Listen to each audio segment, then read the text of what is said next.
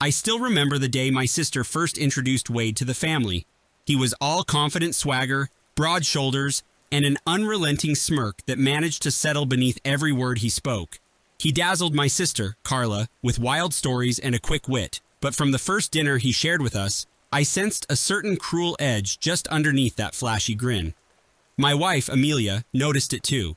She said it showed in the way he answered questions about his past, always sounding like he was performing on a stage. But Carla was enthralled, and who was I to argue with my only sibling's newfound happiness? I expected that with time, Wade's roughness would fade, that maybe it was just nerves, but instead, it seemed to multiply the closer he got to the rest of us. Our father tried to break the ice one evening, asking about Wade's plans for the future, but Wade rolled his eyes and said the future was overrated and overhyped. My mother, determined to keep dinner civil, tried changing the subject, but the damage had already been done. Dad stared at his plate, and Carla twirled her spaghetti, looking embarrassed on Wade's behalf. My wife kept silent, focusing on cutting her pasta instead of looking up. Weeks turned into months, and Wade continued showing up at family gatherings. He cracked jokes that never landed, ridiculed smaller details like the color of my mother's curtains, or the fact that Dad still wrote paper checks. The rest of us tried to give Carla's new man the benefit of the doubt, but we were wearing thin. Amelia was usually patient, but something about Wade's condescending tone made her spine stiffen whenever he was in the room. She was polite on the surface, but I could see how forced her smile was whenever he tried to strike up conversation. It wasn't that my wife was immune to rudeness. She'd grown up learning how to handle unkind words with grace. She believed fiercely that people who brandished cruelty often masked some deep hurt. She'd lost her best friend, Lillian, in a car accident 3 years earlier, and that tragedy gave her a special kind of empathy toward people who acted out. When she and I first started dating, she'd told me about how she and Lillian had shared everything, even a little apartment in the city during their college years. Losing her best friend had nearly broken her, but she'd found a way to face that sorrow without letting it make her hard or bitter. I respected the way she treated others, no matter how they behaved. But Wade was different. He seemed to feed off insecurity and pounce on vulnerabilities. I tried to keep an eye out for potential explosions during dinners or holiday gatherings, but I always wound up just a step behind, especially once Wade learned the specifics of Amelia's grief. At first, I had no idea how he found out about her best friend's death. It must have been Carla inadvertently letting slip the painful details. Whatever the reason, Wade latched on and used it like a twisted game of cat and mouse. He poked fun at sadness, insinuating it was melodramatic to cry over someone who'd been gone so long. Amelia tried to ignore his remarks. She would leave the room or redirect the conversation to something mundane, like sports or the weather.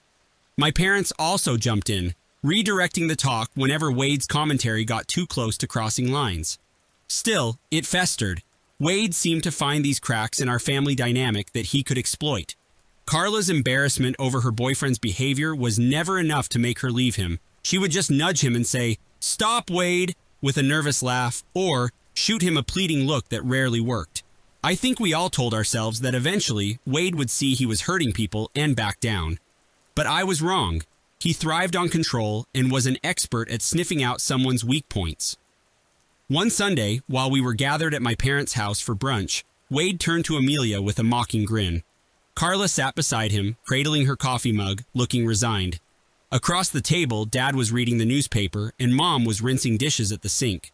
I glanced up just as Wade said, "So, Amelia, do you still cry over that friend of yours? What was her name again?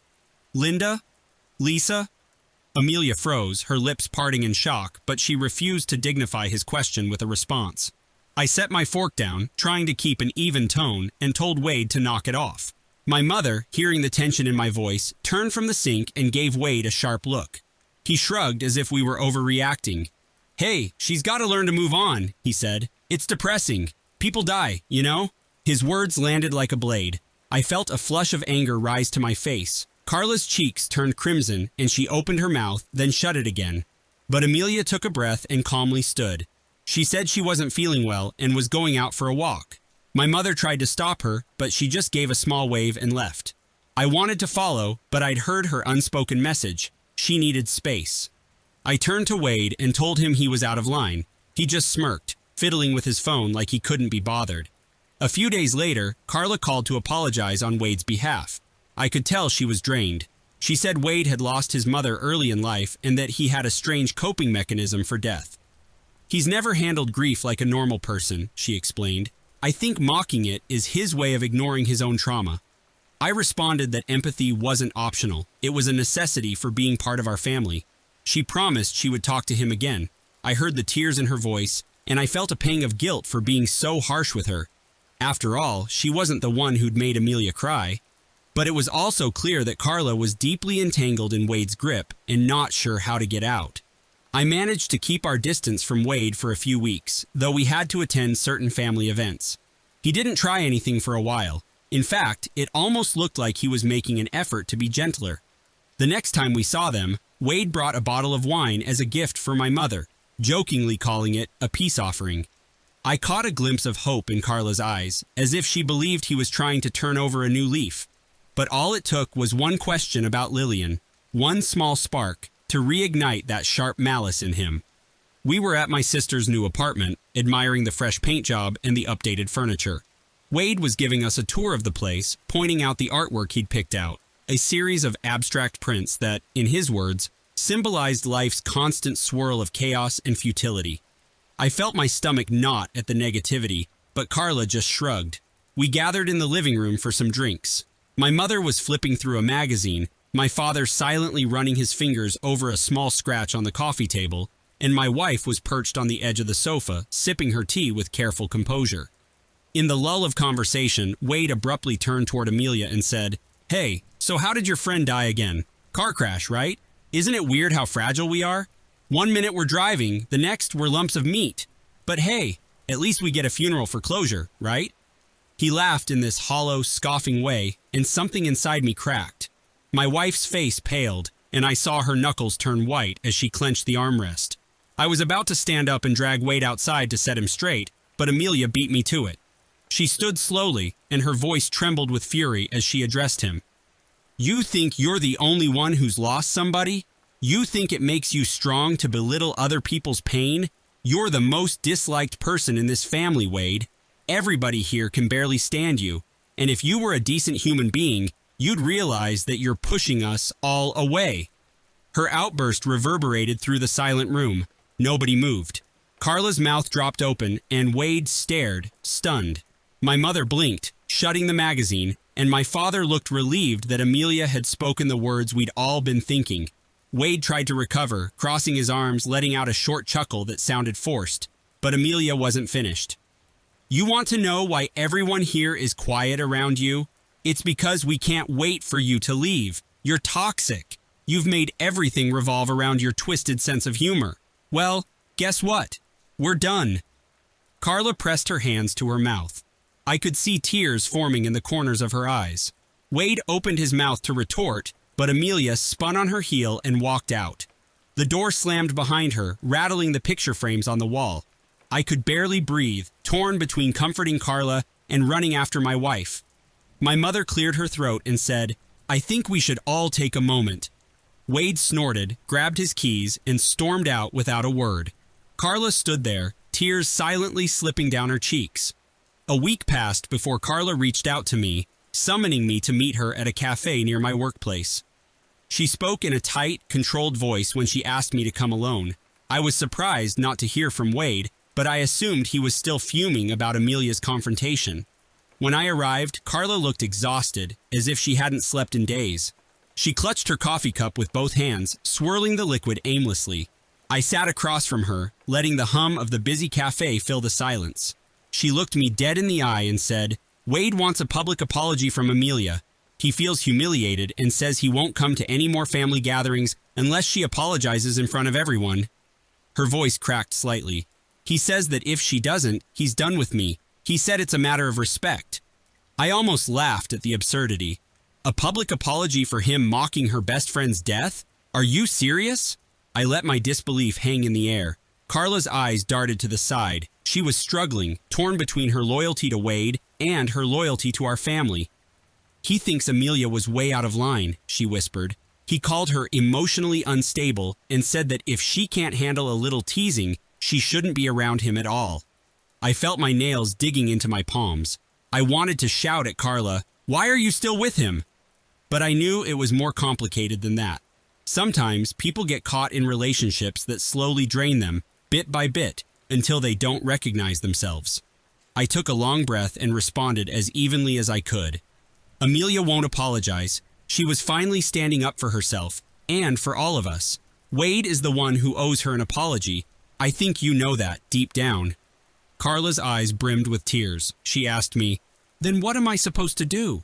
He's making me choose." I reached out, gently placing my hand on hers. You need to decide if you can live with someone who shows no remorse for causing so much pain. She lowered her head, and I recognized the weight of that dilemma. She'd invested over a year with Wade, and letting go meant facing heartbreak and a sense of failure. "I can't make that decision for you," I told her, "but you should know that our family loves you. We want you safe and happy." For a moment, it seemed like Carla might break down in front of me. Then she inhaled, wiped her tears, and said, "I need time to think. Wade's pressuring me, but I can't just fold." I offered a solemn nod, feeling a flicker of pride that she was contemplating doing what was right for herself, not just what Wade demanded. When I got home that night, Amelia was sitting on the couch, hunched over an old photo album. I recognized the pictures. She and Lillian, giggling at a party, blowing out birthday candles, hiking up a scenic trail. She didn't notice me at first. When she looked up, her eyes were red. "I'm sorry for losing it," she said softly. "I just got tired of letting him stomp all over us." I pulled her into a hug and told her not to apologize, that I was proud of how she finally spoke her truth. She gazed at the photograph of Lillian in her wedding dress. "She would have told me to speak up a long time ago," Amelia whispered. A few days later, Carla summoned us all, my parents, Amelia, me, and Wade, to meet at my parents' house. She said she wanted to sort this situation out once and for all. I had no idea if she was planning on supporting Wade's demand for an apology or if she'd had a change of heart. The tension in our household was palpable as Amelia and I made our way to my childhood home. It was a cloudy day, and the wind tugged at the branches of the tall oak trees in the front yard. I gripped Amelia's hand, sensing her apprehension. Inside, the atmosphere was even heavier. My dad stood by the window with his hands in his pockets. My mom was seated on the couch, eyes pinned on Wade as he leaned against the fireplace mantel. Carla sat at the dining table, her posture rigid. We all took seats around the living room, forming a loose circle. Carla cleared her throat, her gaze flitting around. "I've asked you all here because I can't keep going like this. Wade feels he's owed an apology, and Amelia feels it's the other way around. So, can we please talk about this calmly?" Wade wasted no time, glaring at Amelia. "You embarrassed me in front of everyone," he spat, crossing his arms. "I was making a joke, and you exploded. If you can't handle a harmless comment, that's on you." Amelia's eyes flashed with hurt. "Harmless?" she repeated. "You mocked my best friend's death. That's not harmless." Carla turned to Wade. Her voice was tremulous but resolute. "I asked you to come here to figure out if you can accept accountability for your words. Mocking Amelia's loss was cruel, and you've never once shown any remorse."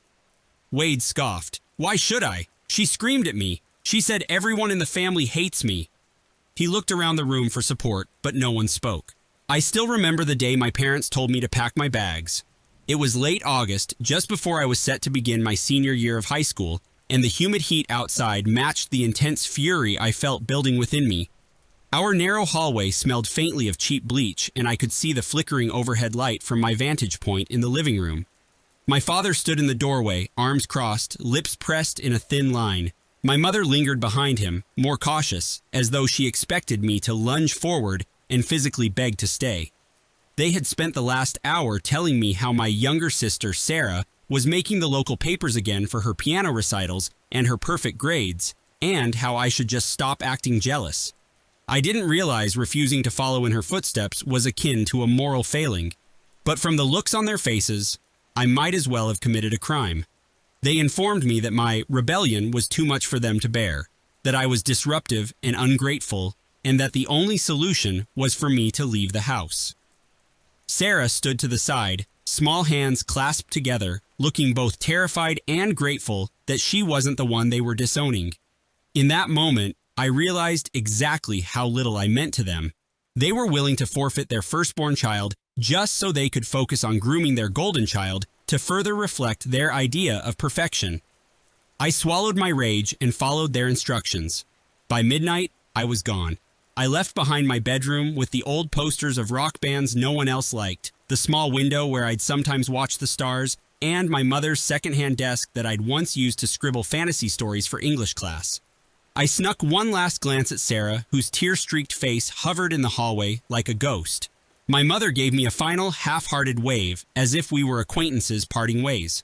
My father didn't acknowledge me at all. That was my farewell from the people who birthed me and the sister who, though I loved her, had absorbed every ounce of affection they had to give. The moment I stepped into the night, bag in hand, I felt relief mixed with heartbreak, because I could no longer pretend I belonged in that family.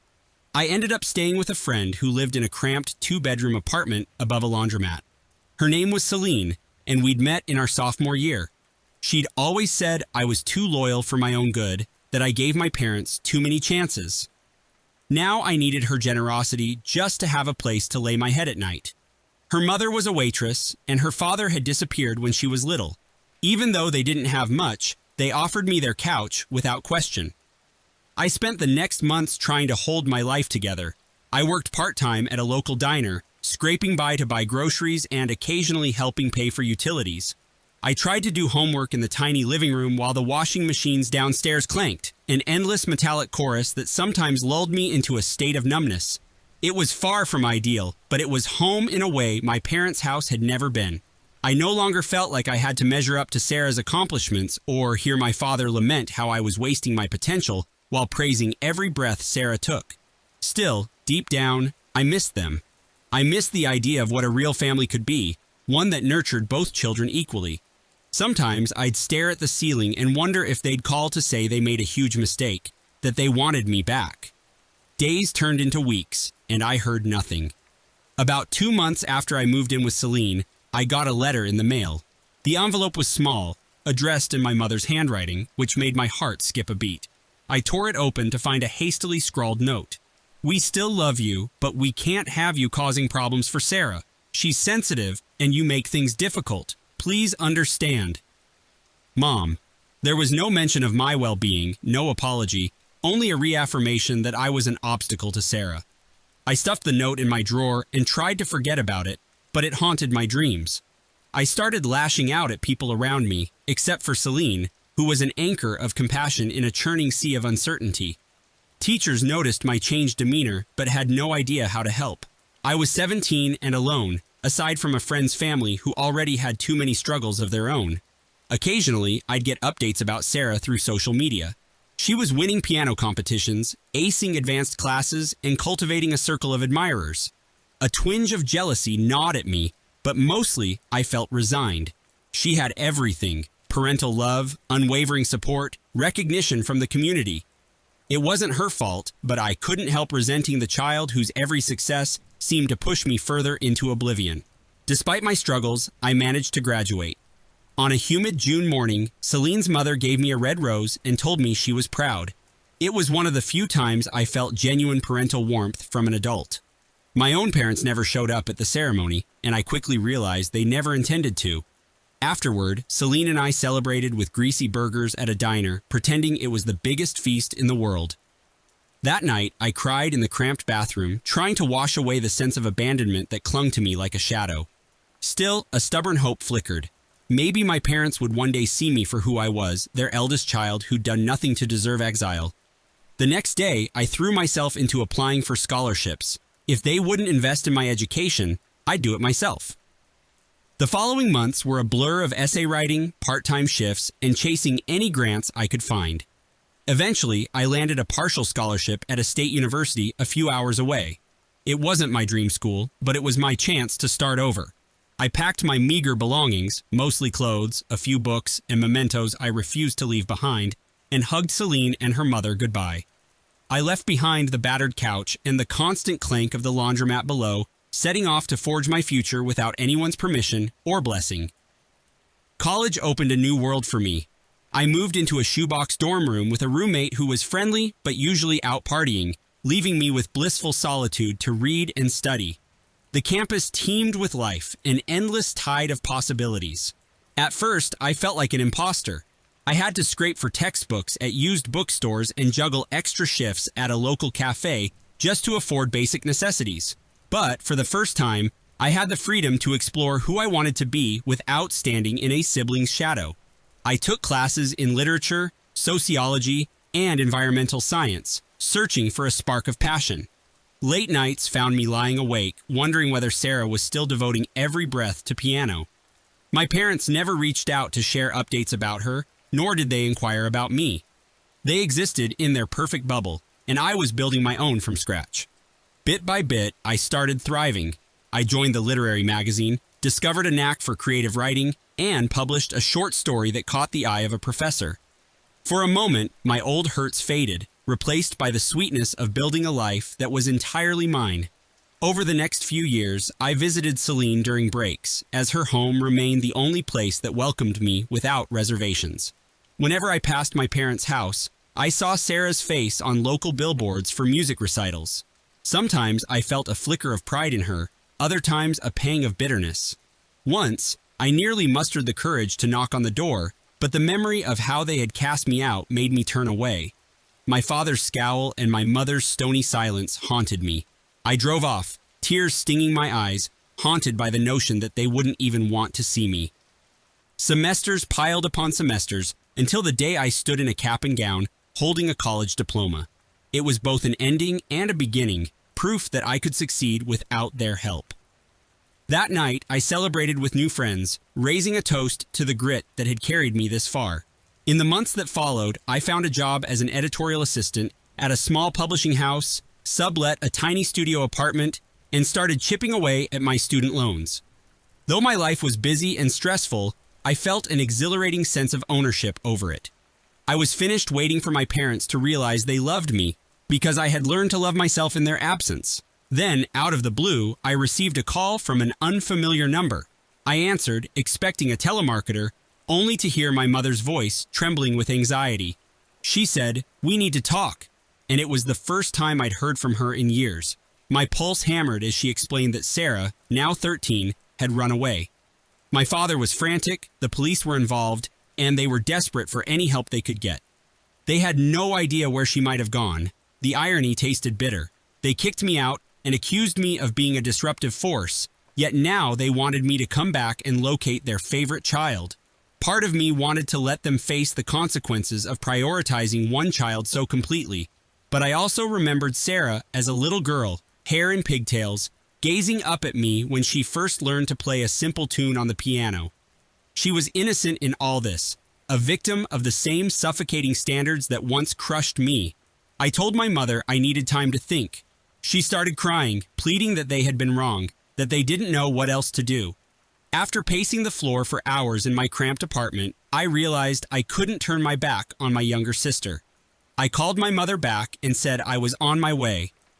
Arriving at my parents' house, I felt oddly detached from the place that had once been my entire world.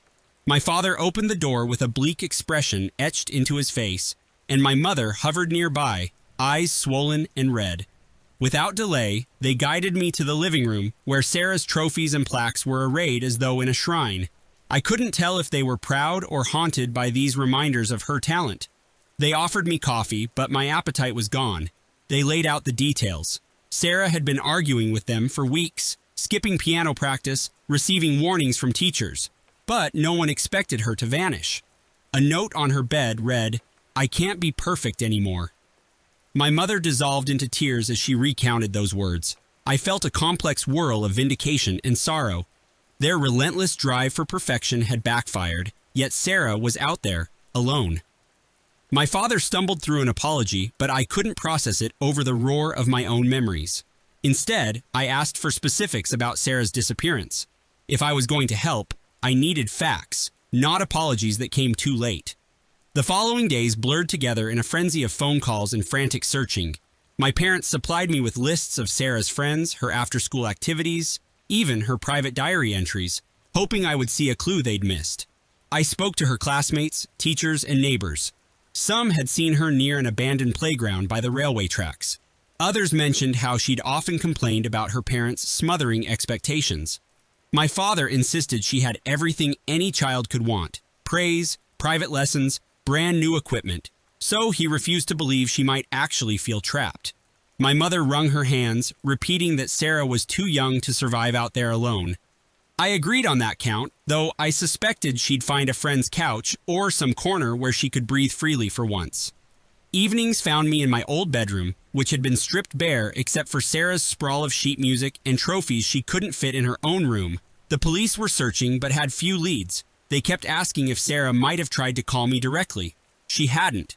We barely knew each other by this point. Our interactions had been stunted by the dynamic that pit me as the lost cause and her as the rising star. My parents oscillated between frantic unity and quiet blame, exchanging wounded glares when they thought I wasn't looking. On the fifth day, a breakthrough. One of Sarah's friends had spotted her at a bus station on the outskirts of town. I raced there, my heart pounding so loudly I could feel it in my temples. The station was packed with travelers carrying suitcases, hurrying to board or disembark. I scanned the crowd, searching every young face. Then I saw her. She was huddled near a vending machine, hugging a backpack to her chest, her long hair disheveled and her eyes rimmed with fatigue. My breath caught in my throat. I approached slowly, calling her name. She froze, and for a moment, I saw fear in her eyes. I knelt down and spoke gently, assuring her I wasn't angry, that I only wanted to help. Tears pooled in her eyes as she confessed she was running away for good. She hated being a showcase child, hated feeling like any mistake would bring the whole world crashing down. She asked if I hated her for causing our parents to kick me out. That question cracked something inside me. I realized then that we were both victims of the same impossible expectations.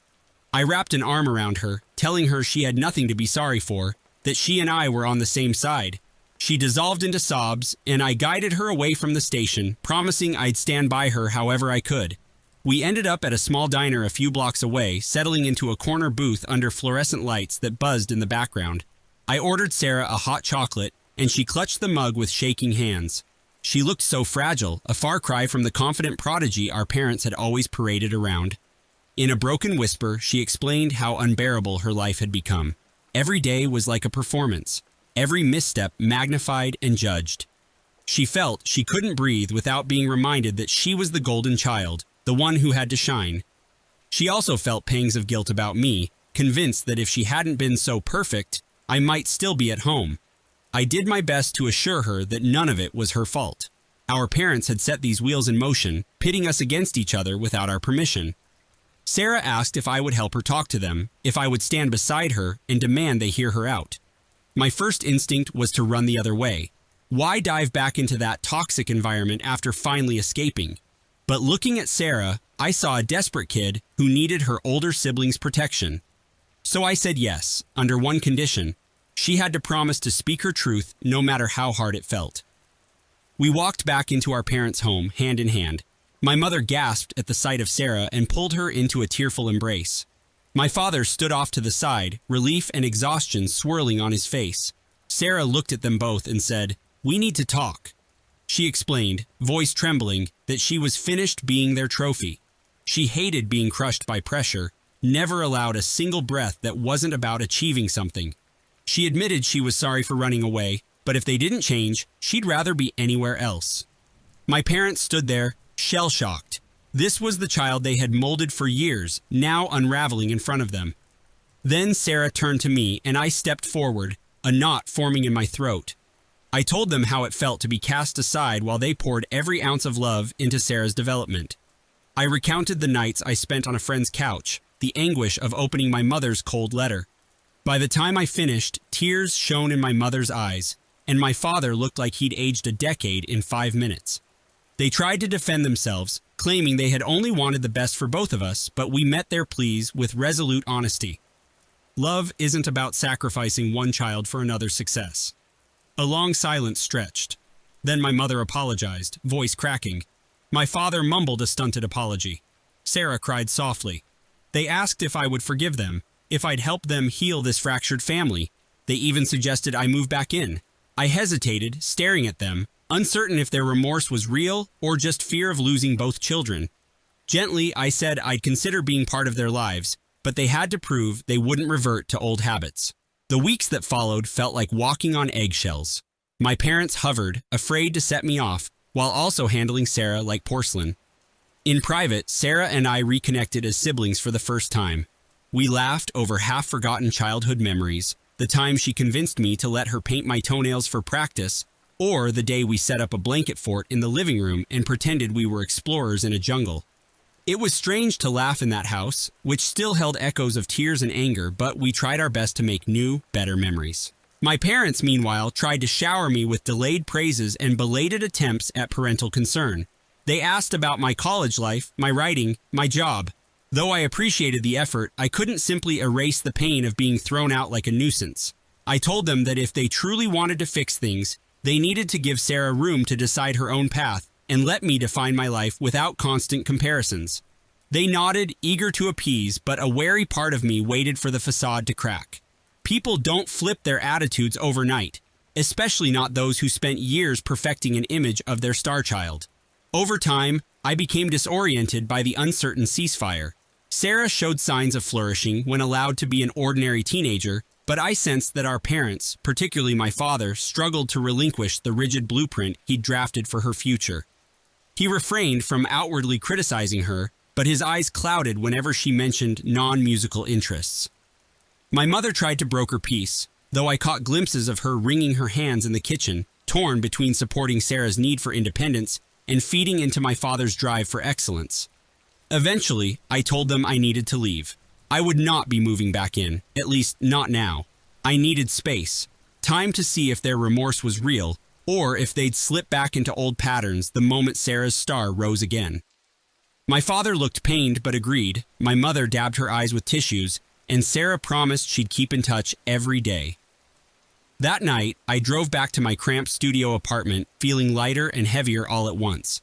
Lighter because I had my own life to return to, heavier because I knew how quickly illusions of change could shatter. A day later, I found a mysterious note slipped under my door that read, "Leave them alone. They're not worth it. Don't let them rope you back in." It wasn't signed. I had no idea who left it, but its ominous tone rattled me. I stuffed it in a drawer, deciding I'd listen to my own instincts rather than a faceless warning. A week passed, and then Sarah called me in tears. Our parents had enrolled her in an advanced piano conservatory without consulting her. She felt trapped all over again, cornered by the same cycle we thought we'd broken. My rage flared. Had they learned nothing? I rushed back, finding my father in the living room clutching a glossy brochure for the program. He launched into a speech about wasted talent, discipline, and the importance of not squandering her gifts. My mother stood by, wringing her hands in a familiar pattern, clearly torn, yet unwilling to contradict him. I used to believe my life was ordinary, right up until the day I discovered how deeply I'd been undervalued in my own family. I never imagined I'd walk away from my mother, but sometimes truths come crashing down so hard that you can't keep pretending everything is fine. Even now, I can still picture the day it all started to unravel. I was in her living room, sifting through her cluttered coffee table for an insurance form when I stumbled on her will. My heart pounded the moment I saw the words "Last Will and Testament." I knew I shouldn't pry, but a small voice urged me forward. One quick glance wouldn't hurt, I told myself. Yet that single act changed my life in ways I could never have predicted. She was napping in the bedroom after a rough morning. Her back had been acting up, and I'd brought her heat patches and massaged her shoulders to ease the pain. When I picked up the will, my hands trembled. The first page mentioned my sister Danielle, and my stomach twisted. The further I read, the more my cheeks burned. Danielle was the sole beneficiary to everything: Mom's house, her savings, even her old antiques from Grandma. There was only a short clause about any sentimental items that might go to me if I wanted them. That was it. It felt like someone had punched me in the gut. I tried not to jump to conclusions, but the words wouldn't leave my mind. Sole beneficiary. It was as if all my efforts had been rendered invisible. I'd always known Danielle was the golden child. From the moment we were kids, she shone. She excelled at ballet, then music, then art. Everyone said she had a bright future. Meanwhile, I was the practical daughter who slipped into the background, there to tidy up the aftermath of Danielle's triumphs. Whenever there was an errand, a chore, or a late-night rescue needed, Mom called me. I used to think that was my role, to be the reliable one, the steady hand nobody applauded. But discovering the will felt like a slap in the face that said, "You're good for helping, but not worth a single real thing." Mom stirred in the next room, coughing softly, and I quickly put the document back. Guilt warred with anger, tangling in my chest until I could hardly breathe. I forced a casual expression on my face when she shuffled into the living room, leaning on the walker I'd helped her pick out 2 weeks ago. She thanked me for finding her insurance forms, then asked if I could heat up some soup. My body moved on autopilot as I poured the broth into a pot. The kitchen smelled of thyme and onions, but I couldn't taste or smell anything except my own fury. I didn't dare confront her right away. She looked frailer than usual, and I knew a fight might send her blood pressure soaring. Still, my mind was spinning with questions. How long had she planned to leave me out? Did Danielle know? That night, I tossed and turned in bed, replaying every slight, every moment of blatant favoritism I'd swallowed over the years. All those times Danielle got the new clothes, the fancy art classes, the heartfelt praise. I'd told myself it was fine. I wanted to be the bigger person, the one who supported her sister's passions. But something about that made every wound bleed again. By the time morning light seeped through my curtains, I decided I couldn't keep this secret. I had to hear Mom's explanation. I drove to her house early, my stomach twisting. She was in a recliner, flipping through channels. When she saw me, she gave a thin-lipped smile and asked if I could run to the store for her medication. My chest tightened, but I forced myself to speak calmly. "Mom, I need to talk to you first. Yesterday, I found your will." The remote in her hand dropped onto her lap. She stared at me, unblinking. I pushed forward. "I noticed you're leaving everything to Danielle. I'd like to know why." She pressed her lips together. Her eyes were guarded, her shoulders tense. "That's my personal business," she said flatly. "You had no right to go poking through my documents." My heart thumped so hard I was sure she could hear it. "I was looking for your insurance card, which you asked me to do," I replied, my voice shaking. "I didn't mean to invade your privacy, but it's too late now. I can't pretend I didn't see it. I just want to understand." She shifted in her seat, glancing at the TV. "Danielle needs the help more than you do," she said at last. "You have a steady job, you're settled, she has artistic talent, she struggles to make ends meet, and she has a bright future if she just gets the right support." Her words stung, each one like a jab in my chest. "So, you think she deserves everything because she's more special? That's what you've always believed, isn't it? That I'm just the ordinary one who can handle myself, while Danielle is the golden child." Mom's gaze flickered. I saw a shadow of discomfort there, but she stuck to her stance. "I'm doing what I believe is best," she said. "I love you, but this is my decision. I can't split my estate. It wouldn't be enough for Danielle to thrive the way she's capable of." It felt like the floor was crumbling beneath me. I wanted to scream that she was hurting me, that her logic made no sense. But all I managed was a shaky whisper. "What about all the help I've given you? Does that not matter?" She exhaled. "I appreciate you, I do. But Danielle's future depends on funding. You're fine. You have your bookstore job, your own place. You'll always manage." I stared at her for a long moment. Anger warred with heartbreak. Finally, I said, "I can't keep doing this, Mom. I can't keep playing nurse and maid for someone who doesn't value me." She flinched, a flicker of shock in her eyes, but then her mouth set in a firm line. "If that's how you feel, I won't stop you." The finality in her tone sliced me open. I expected her to beg me not to go, to say she needed me, but she just looked away. My throat burned, tears prickling behind my eyes. "Okay," I managed. "I'm done." Leaving her house, I felt like I was trudging through mud. Years of devotion weighed on my heart like a chain, but anger propelled me forward. When I got home, I ignored the phone. It rang and rang, my mother's name flashing on the screen, but I let each call die in voicemail. Maybe she needed her groceries or her laundry folded, but my patience was gone. In the days that followed, I skipped my usual visits. The first afternoon, I felt a pang of guilt, worried she'd fallen or needed medical attention. But then I remembered how she'd looked at me with that cold resolve, insisting Danielle deserved everything. I told myself it was time I looked after my own life. Old friends I hadn't seen in months invited me out for drinks, and for once, I said yes. I browsed in a thrift store on a Saturday morning, bought a novel I'd been meaning to read, and left my phone in my bag, ignoring the buzzing. There was a strange sense of liberation in choosing myself for once. Then Danielle flew back into town. I found out through her social media posts, which always seemed a bit too glossy for reality, a selfie at our local airport, her golden hair perfectly styled, captioned, "Back home to see my lovely mom." I almost threw my phone across the room. Soon after, she texted me, "Are you around? Mom says you haven't been visiting. Let's talk." I set the phone aside.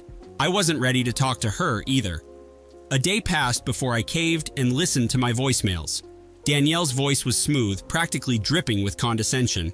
"Hey sis, I'm in town, helping mom. She's not doing great. I heard you just stopped coming. That's not cool. Can we discuss this?" She didn't mention the will. Maybe mom hadn't told her I knew, or maybe Danielle knew and didn't want to admit it. I didn't reply.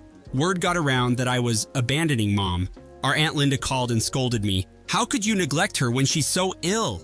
I wanted to shout the whole story, that I'd been neglected for years, that mom intended to leave me scraps while Danielle got everything. But I wasn't in the mood for the drama. I let Aunt Linda's words wash over me, then hung up. My anger still simmered, but I felt a flicker of doubt too. Was I a monster for turning my back on an ailing parent, even if she was unfair? Eventually, Danielle cornered me at the bookstore where I worked. I was restocking a shelf when she strolled in, hair impeccable, wearing a designer coat that screamed money I didn't have. She shot me a tight smile and asked if we could talk privately. I led her to a quiet aisle. She folded her arms. "What's going on with you and mom? She's been complaining that you've left her in the lurch." I bristled. "She told me she's leaving everything to you," I snapped. "So I said I'm done being her unpaid helper." Danielle's expression flickered, surprise mingling with guilt. "Look, I didn't ask her to do that," she said. "I'm not trying to take advantage. She just believes in my art career." My resentment swelled. "And she doesn't believe in me at all. You realize she's never valued anything I do, right?" Danielle sighed. "I get it, but she's our mother. She's sick. What if something happens to her?" A sliver of guilt stabbed through my anger. I remembered how frail mom looked, how she struggled to walk. But then I pictured that line in her will, everything to Danielle, next to nothing for me. "I can't keep giving myself away for someone who considers me a footnote," I said quietly. "She's made her bed. She can lie in it." Danielle tried to negotiate a truce. "Can we at least sit down with her and talk? Let her explain?" I glared. "She did explain. She thinks your future is worth more than mine. I'm done playing the second fiddle." Despite our tense standoff, some part of me still felt a tug of concern. I wrestled with it all night. Memories of mom's face, pale and tired, mingled with the recollection of her dismissiveness. By morning, I felt drained, uncertain. But my mind was made up. I wasn't going to resume my old role just because Danielle had waltzed back into town. A week passed. I heard from various relatives that Danielle was taking care of everything, arranging home health aides, driving mom to doctor's appointments, cooking for her. A part of me was relieved that at least mom wasn't alone. Another part felt uneasy, as if I'd abandoned my post. But every time the guilt flared, I reminded myself of that will. If that was how mom wanted it, fine. She could rely on her golden child. Late one evening, my phone buzzed. Danielle's name flashed on the screen. Against my better judgment, I answered. Her voice trembled. "Mom collapsed again. She's in the hospital. It's bad this time. Heart complications. They're talking surgery. You should come." My stomach lurched. I'd been bracing myself for something like this, but I still wasn't prepared. "I'll be there," I muttered, already grabbing my coat. When I arrived at the hospital, Danielle was pacing the hallway, eyes red. She didn't lecture me, she just gestured to the ICU doors. I entered to find mom hooked up to monitors, pale as a sheet. The beep of the heart monitor felt like a hammer striking my chest. My anger drained away, replaced by a wave of fear. Mom opened her eyes, weakly. She saw me, and her lips trembled into something resembling a smile. "You came," she murmured. I moved closer, swallowing hard. "How could I not?" I said, voice hoarse. Danielle stood on the other side of the bed, tears brimming in her eyes. The air was thick with all that had been left unsaid. The doctor explained that Mom needed urgent surgery to clear a blockage. There were risks involved, especially given her fragile health. They needed consent forms signed. I watched Mom's hand shake as she scribbled her name. She glanced up at us, eyes glistening. "I don't want to leave anything unfinished," she whispered. "I'm sorry." Danielle touched Mom's shoulder gently, tears slipping down her cheeks. In that sterile, white-walled room, my bitterness melted into a different kind of hurt. I realized how much I still loved my mother, despite everything. I wanted her to pull through, wanted a chance for us to bridge this terrible divide. They rushed her into surgery early the next morning. Danielle and I spent the night in the waiting room, each clutching cheap styrofoam cups of coffee, too nervous to speak. The hours stretched on. Occasionally, she and I would meet eyes, and I'd see my own fear reflected back. Whatever resentment we had, it paled next to the possibility of losing Mom for good. At dawn, a surgeon finally emerged, looking exhausted. He said the operation had gone as well as could be expected, but Mom was critical. We'd have to wait to see if her body healed. Danielle and I clung to each other, relief and worry mixing in equal measure. When they let us see Mom in the ICU, she was half-conscious, mumbling apologies. She squeezed my hand weakly, and I felt tears burning my eyes. "Mom," I whispered, "don't try to talk. Just rest." She looked at me, and I saw regret there, deeper than any I'd seen before. "I'm sorry," she mouthed again, lips trembling, voice barely audible under the oxygen mask. I nodded, tears slipping free. Danielle and I took turns sitting by her side. I tried to be strong, but the machines terrified me. IV lines, monitors, the beep and hiss of medical equipment, it all pressed on my nerves, reminding me how close we were to losing her. In those quiet hours, Danielle and I began to talk softly about our childhood. We laughed about the day Danielle was 7 and insisted on teaching me ballet in the living room and how I kept stepping on her toes. For the first time, it felt like we were equals, just two frightened daughters hoping our mother would survive. On the third day, Mom opened her eyes fully, and though she was groggy, she was coherent enough to talk. Danielle was out grabbing lunch, so I was alone at Mom's bedside. She motioned for me to lean closer. Her voice rasped. "I had the lawyer come yesterday. I told him to change the will." The confession jolted me. I searched her face, seeing tears gathering in her eyes. "I was too proud, too stubborn," she said. "I thought you didn't need my help, that you'd be fine. But I realize now, I've taken you for granted." Emotions welled up, too big to contain. A part of me wanted to say it was too late, that she'd hurt me beyond repair. But another part, the child who'd always yearned for her love, wanted desperately to forgive her. "Mom," I managed, "just focus on healing." Her gaze stayed on me. "Please forgive me," she whispered. "I want to do right by you, both of you." I squeezed her hand. My throat was too tight to speak. At that moment, I realized that though I'd been furious, I still couldn't bear to lose her. If there was a chance to mend this rift, I wanted to take it. When Danielle returned, Mom repeated her confession, tears sliding down her cheeks as she clung to our hands. Danielle cried too, apologizing for any role she'd played in overshadowing me. I felt something loosen in my chest. For so long, I'd been trapped under the weight of Mom's favoritism, but seeing her frail and remorseful, I discovered that I didn't want revenge. I wanted a family that cared for each other. The surgeon warned us that Mom's recovery would be slow. She remained in the hospital for 2 weeks, and Danielle and I coordinated visits. We took turns bringing her clean pajamas, flowers, crossword puzzles. Aunt Linda visited as well, offering moral support. Sometimes I caught her eye, and I could see she was rethinking all the judgments she'd thrown my way. Maybe she realized there'd been more to the story than my supposed neglect. One quiet evening, Mom managed to speak a bit more about what she'd done. "I remember a day when you were 12, she said to me, "and I was sick with the flu. You made me tea and toast, then stayed home from your friend's birthday party to keep an eye on me. You've always been so steady. I thought you'd be fine no matter what. I guess I forgot you had feelings too." I bit my lip, tears brimming. I'd almost forgotten that particular memory. She hadn't, and that realization cracked something in me. Danielle gently touched my shoulder. "Mom's told me stories about how you'd always sacrifice for both of us," she said. "I'm sorry I never saw it as clearly as I should have." Her voice trembled with emotion, and I felt a surprising surge of affection for her. We'd been pitted against each other, but maybe we could find common ground in loving the same complicated woman.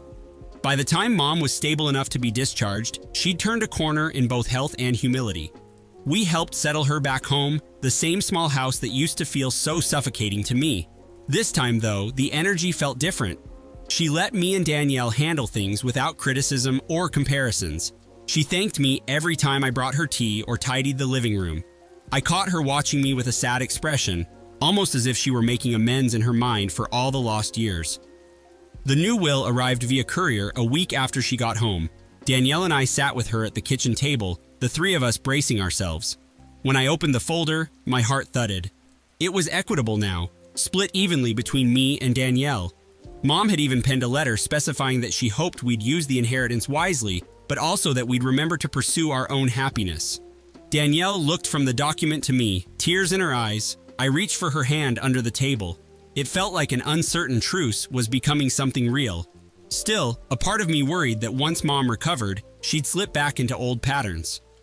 People don't change overnight. Yet, as the days went by, I saw genuine effort. She called me first sometimes, asked how I was feeling, listened to my answers. She still praised Danielle's talents, but not at my expense. For the first time in my life, I felt seen. A month after her surgery, she was stable enough to move around with a cane. We all gathered for a quiet dinner, just me, Danielle, and Mom. At one point, Mom said, "I'm thinking of signing up for a little local class, maybe watercolor painting or something for fun." The statement itself was innocent, but it made me smile because it meant she was trying to find new ways to connect with both of us without turning Danielle into the sole star. She was stepping into Danielle's world in her own small way. Danielle talked about returning to Europe to finalize a gallery show, but she promised she'd video call regularly and come back if Mom needed her. When she left a week later, she hugged me at the airport. "I know it'll take time for us to get past all the stuff that happened," she said, "but I want you to know I'm here if you ever need me. I'm proud of everything you've done." Surprised by the sincerity in her voice, I returned the hug. Now, I won't pretend everything turned perfect. Mom still has moments when she says something insensitive, and my old wounds throb. Danielle still gets showered with praise for her creativity. But there's a shift in how I respond. I no longer define myself by whether or not Mom approves. I've started taking art classes too, just for fun, for myself. When I showed Mom one of my drawings, she actually lit up with genuine appreciation. It's been a revelation to see that she can celebrate both of us in different ways, even if it took a near-death experience to get there. Occasionally, I catch myself looking back on those painful weeks when I decided I was done with Mom's demands. I remember the surge of anger that propelled me out of her house, and I feel a pang of sadness for all the time lost to bitterness. But I also understand it was necessary. My anger forced a reckoning none of us wanted to face. If I hadn't put my foot down, maybe she wouldn't have realized how much I was hurting. Some nights, I still lie awake wondering if it's all just temporary, if she'll revert to her old ways. But then I recall the moment in the hospital when she grabbed my hand, barely able to speak, and used her last bits of strength to whisper an apology. That image remains seared into my mind. People can surprise you, even after a lifetime of disappointments. As for the inheritance, it matters to me less than it once did. Yes, it's comforting to know I won't be left with absolutely nothing, but mostly it symbolizes that Mom finally acknowledges my worth. She sees me as someone deserving of a real place in her life. That's what truly soothes the old scars. If someone had told me months ago that we'd be in this place, talking, laughing occasionally, trying to navigate a healthier relationship, I wouldn't have believed them. I would have assumed it impossible for Mom to let go of her single-minded focus on Danielle. But here we are, proving that the unexpected can happen. I don't regret telling her I was done. For once, I stood up for myself, and in doing so, I gave us the chance to grow. The most surprising twist is that Danielle and I are closer than we've ever been. We text each other silly photos, share songs we're listening to, and exchange updates about Mom's progress. The old rivalry I felt has softened. She's not just the golden child anymore. She's my sister, with her own insecurities and struggles. I see that now. Maybe she always saw me as the reliable one, the strong one who could handle anything, just like Mom did. It's strange how those labels trap us all. It's been half a year since Mom's surgery, and she's doing surprisingly well. I still visit her regularly, but the visits feel different, lighter. She insists on making me tea or offering me cookies, even though she moves slowly, still recovering. When I walk into her house, I no longer feel that clench of dread in my chest. Instead, I feel a cautious sense of peace. Sometimes we talk about the years gone by, how I hid my resentment behind a pleasant face. She apologizes for the times she overlooked me. I apologize for not speaking up sooner, for letting the anger fester in silence. We're learning day by day that no relationship is perfect, but healing can happen if everyone is willing to face the truth. Maybe that's the real inheritance Mom is leaving me. Not money or property, but the knowledge that boundaries matter, that love needs to be balanced with respect. If I were to go back and warn my younger self, I'd tell her that she'd have to fight to be seen, and that it might hurt like hell. But I'd also reassure her that sometimes stepping away is the only way to make someone realize your importance. I don't regret drawing that line in the sand. I don't regret shocking Mom out of her complacency. Because in the end, it brought us to a place where I can look at her and not feel invisible. I don't know what the future holds. Maybe there will be disagreements or awkward holiday gatherings. Maybe we'll slip into old patterns now and then. But I do know that something irrevocable has shifted. Mom finally sees me as more than just her backup. Danielle sees me as a partner, not an afterthought. And I see myself as someone who deserves respect and love in equal measure. For a long time, I thought I'd never get the apology I wanted. Maybe I couldn't have if I'd kept doing everything she asked without protest. Sometimes people need a shock to see the damage they've done. My ultimatum, my refusal to keep helping her, was that shock. It was born from anger, but it turned into something far more healing. I won't pretend the ending is purely happy or that all wounds are magically closed. Even so, there is a gentleness in our interactions now that I never thought possible. Mom's gaze softens when she looks at me, and Danielle's phone calls usually include a, "Hey, how are you really doing?" that I don't doubt anymore. Sometimes I stand in my own little kitchen, sipping tea by the window, and marvel at how close we came to letting bitterness consume us entirely. If Mom's heart hadn't nearly failed, if I hadn't decided I was done, we might have gone on with the same old toxic pattern until it was too late for any of us to say what we truly felt. People always talk about how tragedy can bring families together. I'm not sure if that's entirely true or if it's just an easy cliche. But I can say that a brush with tragedy forced us to confront something we'd been ignoring for years. And in that confrontation, we found the chance to mend. I'm sharing this story because I still wonder if someone out there might be living through something similar, feeling overlooked, seething with hurt, too afraid to speak. All I can say is that sometimes you have to walk away to be recognized as worthy of staying. It's a gamble because not everyone will see your value even then. But if you don't claim your own worth, how can you expect anyone else to do it for you? Mom once told me she believed in Danielle's potential more than she believed in mine. That statement used to stab me in the heart. Now, it still stings, but I realize it was born of her own limited perspective, her own fears. She thought I was strong enough to endure anything, including her neglect, but she was wrong.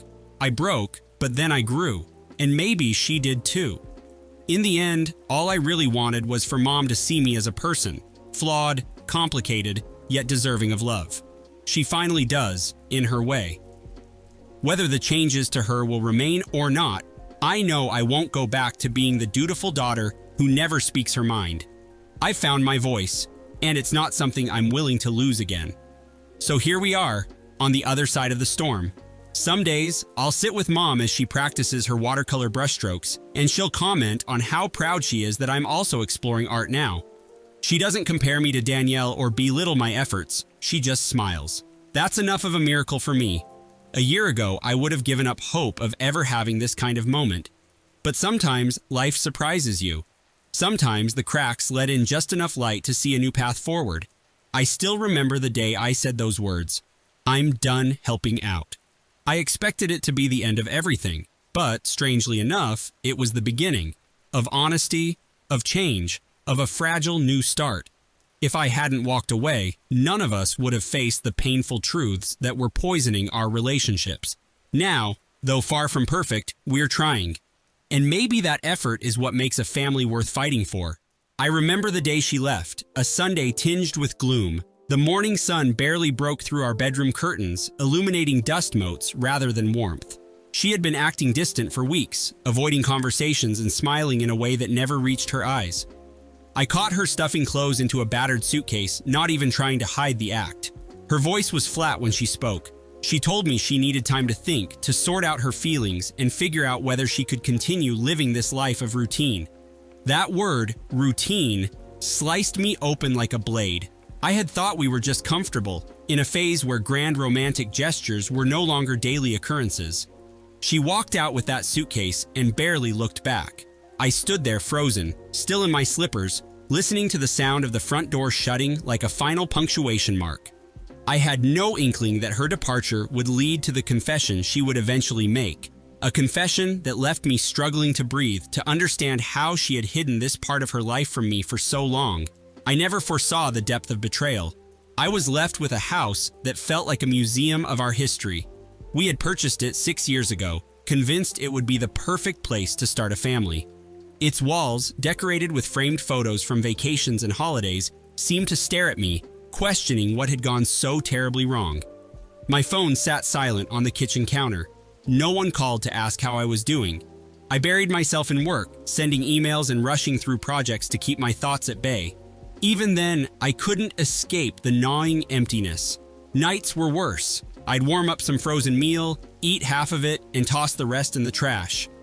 Sleep came in ragged patches, broken by nightmares that jolted me awake. In my dreams, she was laughing at me with someone else by her side, holding hands in the bed we once shared. Morning arrived without mercy. I was hollow, running on habit instead of hope. I told myself she'd be back soon, that this was just a strange, stressful phase she was going through. A nagging voice in my head, however, whispered doubts I didn't want to acknowledge. Something inside me already suspected this wound was deeper than a passing crisis. Over and over, I wondered what I'd done wrong, how I could have been so blind. I was teetering on the brink of despair, clinging to optimism that was already doomed. 3 weeks later, just when I'd resigned myself to her ongoing silence, my phone buzzed at dawn. Her name on the screen nearly stopped my heart. I answered in a breathless hush. She wanted to meet at the cafe near the park, the one where we used to sit for hours, sipping cappuccinos on lazy Sunday afternoons. Her voice sounded tight, like she'd rehearsed what she had to say. I agreed with a calmness that belied my churning stomach. When I arrived, the place was mostly empty, filled with the scent of roasted coffee beans and pastries. She sat hunched over a small table, tapping a spoon against an untouched mug. The silence when I slid into the chair across from her felt tangible, almost alive. I tried to read her expression, but she kept her eyes down. After a deep breath, she said she owed me an explanation. My mind reeled with possibilities. Perhaps she was burned out or battling an unspoken depression. I never could have predicted the truth she was about to unload. My hands trembled, and I folded them tightly in my lap, bracing for impact. Then, in halting words, she admitted she'd left because she was afraid she'd never muster the courage to tell me what she'd done. Her gaze flicked upward just long enough for me to see tears brimming.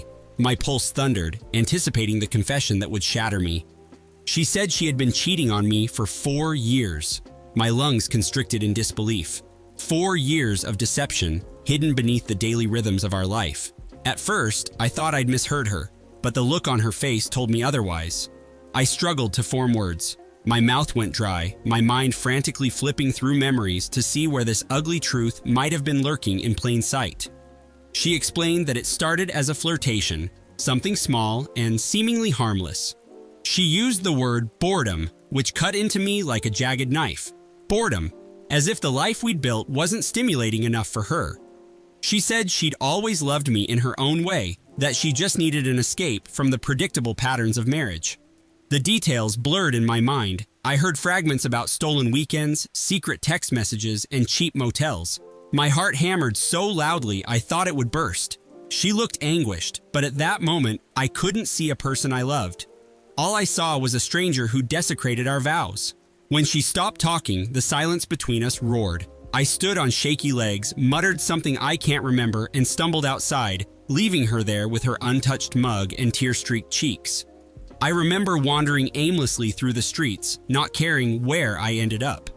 At one point, I found myself in a small park, its benches occupied by couples chatting quietly or scrolling through their phones. I sat down, heart pounding, head spinning. The idea that she had been lying for that long was too big to process. Every anniversary, every holiday, every tender moment we shared suddenly felt tainted. My mind conjured images of her in someone else's arms, her expressions of joy or even sorrow woven with falsehood. I was consumed by a vortex of anger and betrayal. By the time I made it back to the house, hours had passed. The air inside felt stale, oppressive. The pictures on the walls seemed to mock me.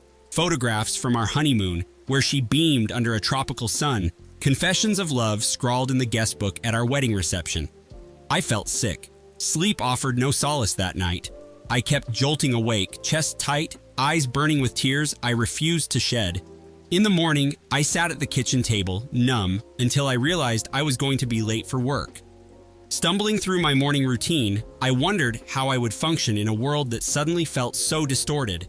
Yet, as I stepped outside, I put on a mask of composure, pretending everything was normal. Days slid by in a haze of denial and fury. I told no one. I didn't want to hear platitudes or advice. I imagined my friends looking at me with pity, or worse, with that gleam of gossip in their eyes. My parents lived across the country, and I felt relief that I wouldn't have to face them. I avoided social media, certain that scrolling through it would only remind me of what a facade my life had become. I called in sick for a couple of days, staring at walls while time oozed like molasses. I replayed every conversation I'd had with her over the last 4 years, hunting for hints of her treachery. Each time I discovered a new detail that might have been a clue, I felt foolish for not seeing it. When I returned to work, my coworkers asked if everything was all right, and I lied. I said I'd been battling a fever, and they nodded politely. That was the extent of their concern. The world spun on, indifferent to my suffering. I kept waiting for another call or text from her, but for a full week, there was nothing. I couldn't decide if her silence was a blessing or an additional wound. Every night, I sat on the couch with the television blaring, not absorbing a single thing on the screen, my mind stuck in a loop of bitter regret. Then she appeared at the house one afternoon, unannounced. I found her in the living room, standing in front of the photo of our wedding day. My stomach lurched at the sight of her, an apparition from a nightmare I'd been struggling to outrun. She turned, her eyes rimmed red, and said she wanted to talk. I told her there was nothing left to discuss. Her voice shook as she apologized yet again, saying the affair was over, that she'd ended it right before she left. She insisted that her leaving was an act of cowardice, that she couldn't face me until she'd gathered the courage to tell me everything. Rage surged in me. I felt the urge to scream, to break something, but I also felt an overwhelming fatigue. I told her she had no right to step back into my life as if expecting instant forgiveness. She sank onto the couch, burying her face in her hands. For a moment, I stood there, torn between the pain of what she'd done and the lingering echo of the love I once felt. Finally, I told her to get out. She hesitated, eyes pleading, but she left when I wouldn't relent. As soon as the door closed behind her, I collapsed into the armchair, breathing hard, mind raging with unanswered questions. That evening, I received a flurry of text messages from her. Some were apologetic, others defensive. One moment, she begged me to meet again. The next, she accused me of being unwilling to fight for our marriage. The contradiction infuriated me. I wanted to throw the phone against the wall, but I kept reading, unable to tear my eyes away. When I finally replied, my messages were curt, each word laced with resentment. She called, and I refused to answer. It became a sick dance of reaching out and recoiling.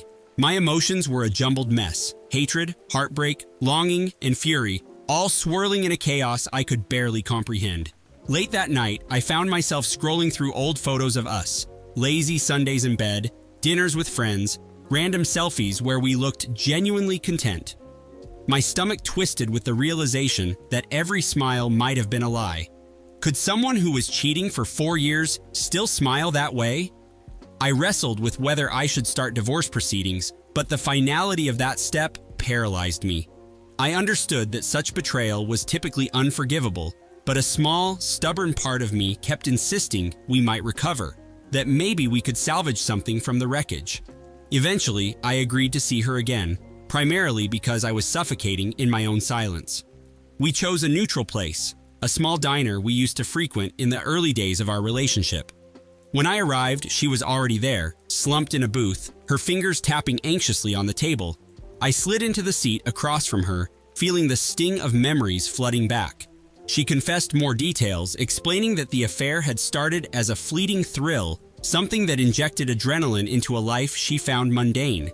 She claimed it spiraled into a cycle she couldn't break, even as she wrestled with guilt. I listened, numb. After a while, her words started sounding like background noise, echoes in a tunnel of heartbreak. I saw tears trickling down her cheeks, but I refused to comfort her. My heart was too raw, my trust too shattered. By the end of our talk, she swore she'd do anything to make things right. She pleaded for a chance to prove her sincerity. 1,000 retorts sprang to my mind, but I just stared at the grease-stained menu, remembering how we once laughed over late-night pancakes. Now, those carefree days felt like a story from another lifetime. In the aftermath of that meeting, she texted me daily, updates on her therapy sessions and the regret she claimed was consuming her. She suggested marriage counseling, and I balked at the idea of opening up our intimate wounds to a stranger. Yet, a small spark of curiosity flickered. Could therapy help me process this betrayal and figure out if I could ever forgive her? I finally relented, making an appointment with a counselor she'd recommended. On the morning of our first session, my nerves were shot. She arrived before me, sitting in the waiting room with a haunted expression. We exchanged a wary nod. The counselor, a soft-spoken older woman, ushered us in and asked us to explain our situation. I felt ridiculous, pouring out my story, while she offered her own perspective of boredom and emotional emptiness. The counselor probed gently, asking me if I ever noticed signs of her discontent. I stammered that I was busy with work, that I assumed our bond was strong enough to weather the occasional lull. By the end of the session, I was exhausted, but for the first time since the confession, I felt a tiny thread of relief. At least the poison was coming into the open, no longer festering in darkness. Over the next few weeks, we continued therapy. Each session was like peeling off another layer of scabs. We uncovered resentments neither of us knew we'd been harboring. I admitted that I sometimes felt overshadowed by her social energy in earlier years, and over time, I withdrew into routines that made me feel safe. She confessed she'd felt increasingly invisible and craved novelty, though she recognized how destructive her actions had been. There were moments when I almost felt pity for her, seeing the tangle of regrets and insecurities that led her down such a devastating path. Yet, every time I looked at her, I still saw the image of her with someone else, an image my imagination conjured with excruciating detail. The counselor guided us toward open communication and suggested small steps, spending time together outside the sessions, going for walks, or sharing trivial daily updates without hostility. We tried. Some days were calmer than others. A few times, we even laughed at memories from when we first started dating. I hated how my heart leaped at her laughter, how it reminded me of a simpler time. Then I'd remember her betrayal, and my warmth would freeze over. It was a pendulum that swung relentlessly, wearing me out. Despite the shaky progress, I couldn't ignore the gnawing questions. How could I be sure it wouldn't happen again? Could I even love someone who'd betrayed me for so long? She kept insisting she was willing to do anything to regain my trust. But trust wasn't a commodity to be purchased. Meanwhile, I withdrew from friends, not wanting to explain my predicament. I could imagine their judgment, or worse, their attempt at sympathy. My parents began pestering me with calls, hearing the strain in my voice, but I dodged their questions, muttering about work stress. Deep down, I was terrified they'd never look at her the same way if they knew. Even though I was furious, some protective instinct in me didn't want to tarnish their view of her entirely. Confusion was my constant state of being. Days dragged on, and sometimes I caught myself staring at her contact photo on my phone, remembering how happy we once looked. Was that happiness real, or just another veneer? Each time my thoughts spiraled, I found myself longing for an easy escape, but nothing about this situation was easy. Even in my anger, part of me was desperately clinging to the memory of love. She showed up at our old house one evening after a brutal therapy session. We'd just laid bare a series of confessions, and I'd left feeling drained and resentful. When I saw her on the porch, a small duffel bag by her side, my heart sank. She looked at me with pleading eyes, asking if she could stay the night. The request felt like a test. My first inclination was to refuse, to slam the door on the possibility of more shared pain, but something in her trembling voice made me relent. We entered the house, which still smelled faintly of the life we once had. She perched on the couch, silent, while I paced the living room. After a long pause, she said she wanted to prove she meant every word she'd said in therapy, that she was committed to changing no matter how long it took. I told her that was fine, but I wasn't ready to sleep next to her. She nodded, gaze flickering with sadness, and I pointed her to the guest room. Later, I heard her shuffling around, probably unable to sleep, just as I couldn't. The distance between our separate beds felt enormous, and yet her presence in the house felt strangely comforting. It was enough to make me question my own resolve. Days turned into weeks. She spent more time in the house, though we remained cautious with each other. Sometimes she'd cook breakfast, and we'd sit at the table making small talk about mundane things. Other times, one of us would say something that triggered the bitterness of the past, and we'd retreat into stony silence. We continued therapy, inching forward through treacherous, emotional terrain. I confessed that I still woke up in the middle of the night, picturing her in someone else's arms. She didn't flinch from my accusations. Instead, she acknowledged the pain she'd caused. Every sincere admission from her chipped away at my anger, but not my wariness. I started noticing her efforts. She stopped going out with certain friends who had enabled her double life. She deleted old contacts from her phone. She took a pay cut at work to move into a different department, one that didn't involve late-night events. These were dramatic changes, and they startled me. Yet, each new gesture begged the question, was it enough?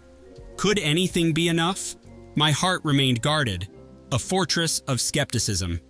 And still, a faint thread of hope glimmered in me whenever she reached for my hand or said goodnight with a shaky smile. I hated how much I wanted to believe her. Friends began to learn bits of what was happening, mostly through rumor and deduction. A couple of them asked me outright if we were splitting up. I dodged the question, not wanting to share the humiliating truth. The only person who knew everything was a close friend I'd confided in, and he advised caution. Once a cheater, always a cheater, he told me, but I wasn't entirely convinced. People made mistakes, sometimes colossal ones, and I wasn't sure if I believed all mistakes were irredeemable. Still, whenever I found myself softening, I recalled the 4 years of deceit. It wasn't just a single lapse in judgment, it was a meticulously hidden secret that spanned a significant chunk of our marriage. My friend's words echoed in my mind, stoking my paranoia. Was I setting myself up for another downfall? Would I someday discover she'd betrayed me again? This fear coiled in my gut, and it never completely vanished. During therapy sessions, she and I would lock eyes, and I'd see a sadness there that looked genuine.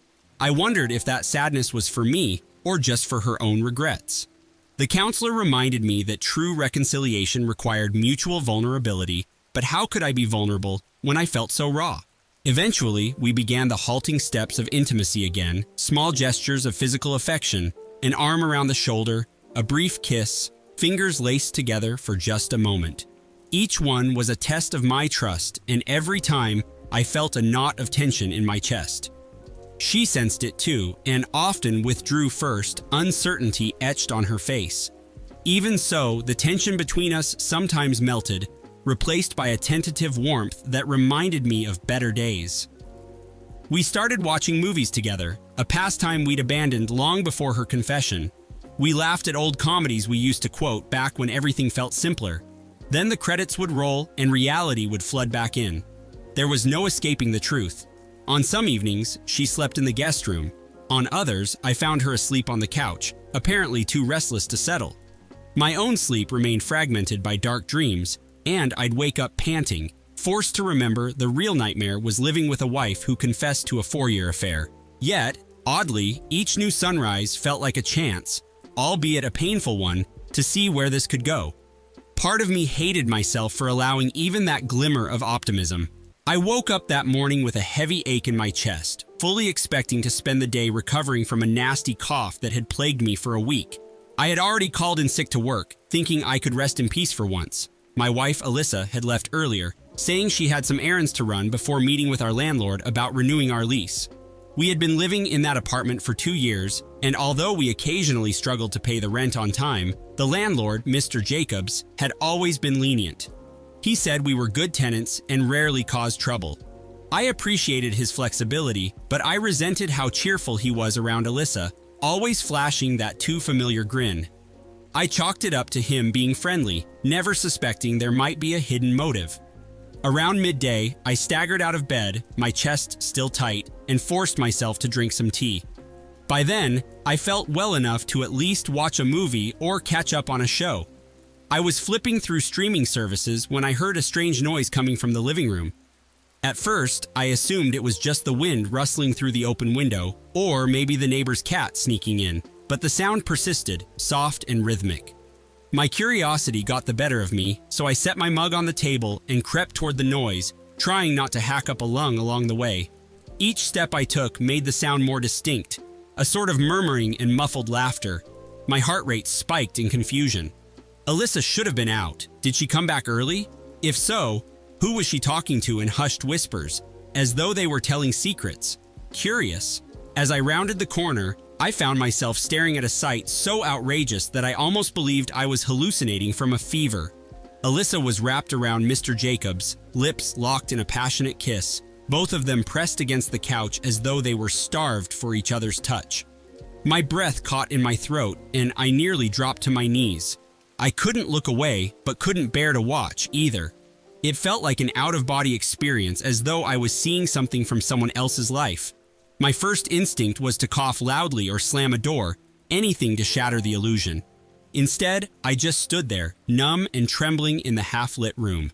When they finally sensed my presence, Alyssa gasped and jerked away from Mr. Jacobs as though his skin had just burned her. Her eyes darted to me, widened in horror, and she scrambled to compose herself. Mr. Jacobs stumbled backward, his face going crimson with shame or perhaps just raw panic. For a moment, none of us spoke. Then Alyssa lunged forward, reaching out to me with quivering hands, tears already building in her eyes. I took a step back, letting the gap between us become a chasm. My mouth felt too dry to form words, but the look on my face said it all. She started sputtering excuses, words tumbling out in a frantic mess of half-baked explanations. She tried to claim it was a misunderstanding, that Mr. Jacobs had misunderstood her intentions, but I had seen enough to know what was real. Her hair was disheveled, lipstick smudged, and a wave of betrayal crashed through me, leaving a bitter taste on my tongue. All I could think was, why did it have to be him? I felt sick. I turned and walked back to the bedroom, ignoring her desperate pleas for me to stay. My mind was a whirlwind of anger, disbelief, and sorrow. I wanted to smash something to vent the hurt. Instead, I closed the door behind me and locked it. The moment I sank onto the bed, I buried my face in my hands, trying to quell the vicious storm raging inside my chest. She had betrayed me, and it wasn't just a fleeting mistake. The intimacy I had witnessed left no room for doubt. Alyssa knocked frantically, her voice cracking as she begged me to hear her out. I couldn't bring myself to open the door. I needed time to think, to process. Memories of our wedding day flooded my mind. She had looked radiant in a simple white dress, beaming with hope as we exchanged vows. Back then, I believed our love was unshakable. Now, that bond felt twisted and perverted by her actions. I felt like I was choking on every breath. Eventually, Mr. Jacobs knocked as well.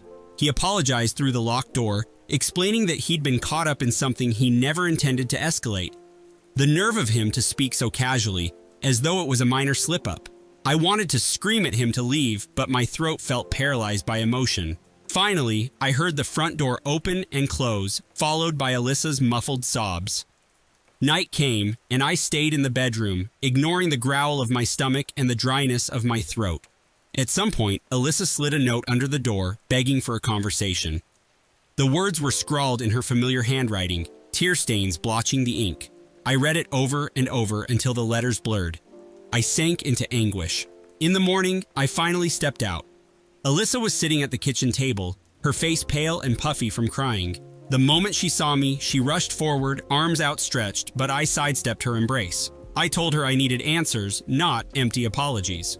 She nodded, wiping her cheeks, and confessed that her relationship with Mr. Jacobs had started innocently. She'd been confiding in him about our financial worries, about how we struggled to make ends meet. She insisted it had evolved into a physical affair only recently. I couldn't tell if that was supposed to make me feel better or worse. I wanted to yell at her, to demand all the gritty details, but I also feared that hearing too much would cut me deeper than I could handle.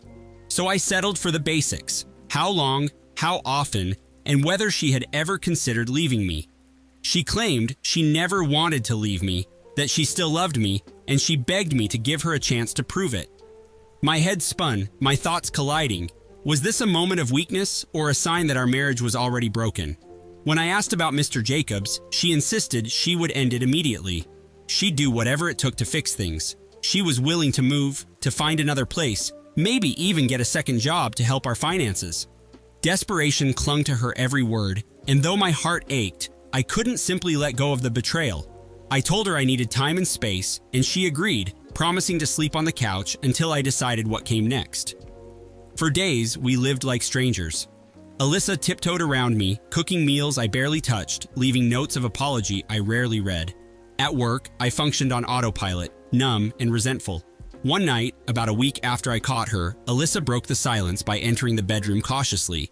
She was holding a folder stuffed with notes, her face trembling with fear.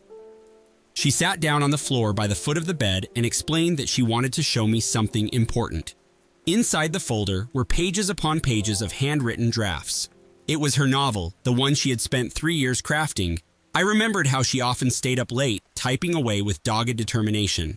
She had always dreamed of becoming a published author, someone who could weave beautiful stories and share them with the world. She told me she had poured her heart into these pages, capturing her hopes, fears, and regrets. She claimed that writing this novel was what kept her sane. Now, she wanted me to read it, to see a piece of her soul and understand the depth of her remorse. I gazed at the folder, conflicted. Part of me wanted to toss it aside, scoff at her plea for sympathy. Another part was curious, remembering the passion in her eyes whenever she talked about her story's progress. Eventually, I took the folder and she left without another word. I stared at the first page for a long time, my mind drifting to thoughts of her entangled with Mr. Jacobs. Was this novel her confessional? Her redemption? I flipped through the pages, noticing the painstaking edits and the small doodles she drew in the margins. Each scribble was a reminder of who she used to be, the woman I'd fallen in love with. It made me furious, yet I couldn't tear my eyes away. By the time I realized how late it was, I had read nearly half of it, consumed by equal parts anger and fascination. Reading Alyssa's manuscript was like delving into her private journal. The story centered on a woman navigating her own insecurities and grappling with her past mistakes. It wasn't overtly autobiographical, but I recognized echoes of our own life threaded through the narrative. Certain characters seemed inspired by people we both knew, and certain conflicts mirrored the issues we'd faced. The more I read, the more I felt the painful tug of nostalgia. This novel was more than a hobby for her. It was her therapy, a place where she could spill her anxieties onto the page. Some nights, after work, I would bury myself in her draft, reading page after page until my vision blurred. Each chapter left me with mixed emotions. Sometimes I felt sympathy for the protagonist, other times I was enraged by her destructive choices. Occasionally, I'd find a glimmer of hope, an indication that maybe the author, Alyssa, was seeking a way to heal. As I neared the final pages, I understood just how deeply my wife yearned for forgiveness, not just from me, but from herself. Alyssa noticed I was reading it, and she watched me from afar, as though waiting for my verdict. She didn't pressure me or ask for my thoughts. She gave me space, which was a stark contrast to her usual self. I saw the toll it took on her. She grew thinner, her eyes rimmed with sleepless desperation. Still, she tried to keep up appearances, cooking my favorite meals, offering small gestures of care. Part of me softened in response, but I wasn't ready to relinquish my pain. I clung to the anger like a shield, determined not to let her see how conflicted I really was. When I finished reading, I set the manuscript aside. The words lingered in my mind, scratching at my heart. I decided to confront her about the novel. Late one evening, after I closed the final page, I found Alyssa curled up on the couch, staring blankly at a half-muted television. I sat across from her, holding the folder in my lap. She looked up, anxiety flickering in her eyes. I told her I had read it all, that I understood the emotional depths she'd tried to explore. She inhaled sharply and sat up, bracing for what I might say next. I told her I saw hints of our own story between the lines. I admitted it was well written, that I admired her dedication. But I also confessed it felt like a plea, a literary cry for absolution. She nodded, eyes glistening, and said she hoped that by sharing it, I would see how much she valued our relationship, how regretful she was. Her voice trembled when she said it was the most honest thing she had ever created. She believed if I could grasp the sincerity within those pages, I might find it in my heart to forgive her. Silence stretched between us. Forgiveness was not something I could simply hand over. The betrayal was still raw in my chest. And yet, beneath all the bitterness, I felt a pang of yearning for the love we once shared. She seized on my hesitation, got off the couch, and fell to her knees before me. She pleaded that she would dedicate the novel to me, that she'd show the world how she owed her creative spark to the man she hurt the most. Her tears stained the rug, and I felt a pang of guilt, or maybe pity. Without warning, I reached down and pulled her into a tentative embrace. She sobbed against my chest, and I held her, my mind churning with an idea. Over the next few days, I let Alyssa believe I was softening. I even let her move back into the bedroom. We slept side by side, though I kept an invisible wall between us. She thought I was warming up, that I might be ready to mend what was broken. She put more effort into everything she did, making sure to greet me with a gentle smile, offering to rub my aching shoulders, and discreetly discarding any trace of Mr. Jacobs from our lives. She kept her phone unlocked and left it within my reach, as if to prove she had nothing to hide anymore. Meanwhile, a plan began to form in my mind. Part of me was compelled by revenge, another part by a twisted curiosity to see how far I could push this. Every time Alyssa looked at me with hope shining in her eyes, a dark corner of my heart relished the thought of shattering it. I told myself I was merely giving her a taste of the betrayal I felt. It started with little things. I cleared my browsing history every night, ensuring she wouldn't see what I was researching, data recovery methods, how to permanently delete files beyond restoration. I also familiarized myself with her laptop. While she was out grocery shopping, I'd take a quick peek at her writing folders, confirm where she stored backups. I noticed she used a cloud service, but rarely updated it, relying more on her external hard drive and the local copies. Over time, I grew bolder, opening her email to see if she had any hidden stashes of her draft. She'd changed some passwords, but I guessed them, using details only a spouse would know. Each step I took, I felt a growing sense of power that tingled through my veins. Finally, the day arrived when I put my plan into action. I called in sick to work again, citing a relapse of the same cough. Alyssa thought nothing of it, having long forgiven my absence. She said she would be at the library all afternoon, scouring research books to polish her final draft. As soon as she left, I sprung into motion. I sat down at her laptop, heart pounding so loud I could hear it in my ears. Her files were neatly organized in a folder labeled Novel, Final Draft. Inside were multiple versions meticulously saved over the past 3 years. This was her life's work, the manifestation of countless hours of dedication. I hesitated for a brief moment, a voice in my mind asking me if this was truly what I wanted. Was I really going to do something irreparable? Then I recalled the image of her with Mr. Jacobs, the way she pressed her body against his. My resolve sharpened like a blade. I selected every single file, drafts, notes, research, outlines, character sketches, and pressed delete. They vanished in a blink, but I knew simply placing them in the recycle bin wouldn't be enough. I emptied it, then ran a secure erase program I downloaded weeks ago. The external drive was next. I plugged it in, navigated to her backups, and repeated the process. Every file, every version, gone in a heartbeat. Once I finished, I accessed her cloud account, discovered it hadn't been synced for months. The last backup was incomplete, missing entire sections. I deleted everything there too. I felt an almost nauseating thrill run through me. This was it, the moment I exacted my revenge. She had begged for my mercy, and I pretended to give it. only to destroy what she treasured most. When Alyssa returned that night, she was brimming with excitement. She said she'd found a perfect source to enhance her novel's authenticity. Her face glowed with renewed hope, as though we were on the cusp of a new beginning. I tried to keep my expression neutral, but my heart hammered in my chest. Eventually, she sat at her laptop and froze. I watched her face shift from confusion to horror as she realized everything was gone. She clawed at the keyboard, sobbing, until a sudden realization broke through her despair. She had saved a hidden backup on Mr. Jacobs' computer months ago for safekeeping. Her face paled, torn between horror at losing her files and the knowledge that the one person who might still have them was the man she had betrayed me with. She began to hyperventilate, burying her face in her trembling hands. In that moment, I felt a rush of power mingled with a sickening guilt that clung to my gut. Seeing her broken like that was satisfying and tragic all at once. She looked up at me, eyes pleading for comfort, and that's when I dropped the facade. I told her I had done it, that I was the one who destroyed her novel. Her tear-stricken face contorted in confusion and terror. Then she let out a bitter laugh, whispering that I hadn't destroyed everything, not yet. I felt a jolt of alarm. She still had a chance to retrieve her precious manuscript from the very person who made me burn with rage. My revenge was incomplete. I had to face the cold truth. I had won, but at what cost? She rose, trembling, resolve burning in her eyes. I watched in dread, realizing that our story was far from over and neither of us would escape unscathed. I remember the exact moment I realized my life was never going to be the same.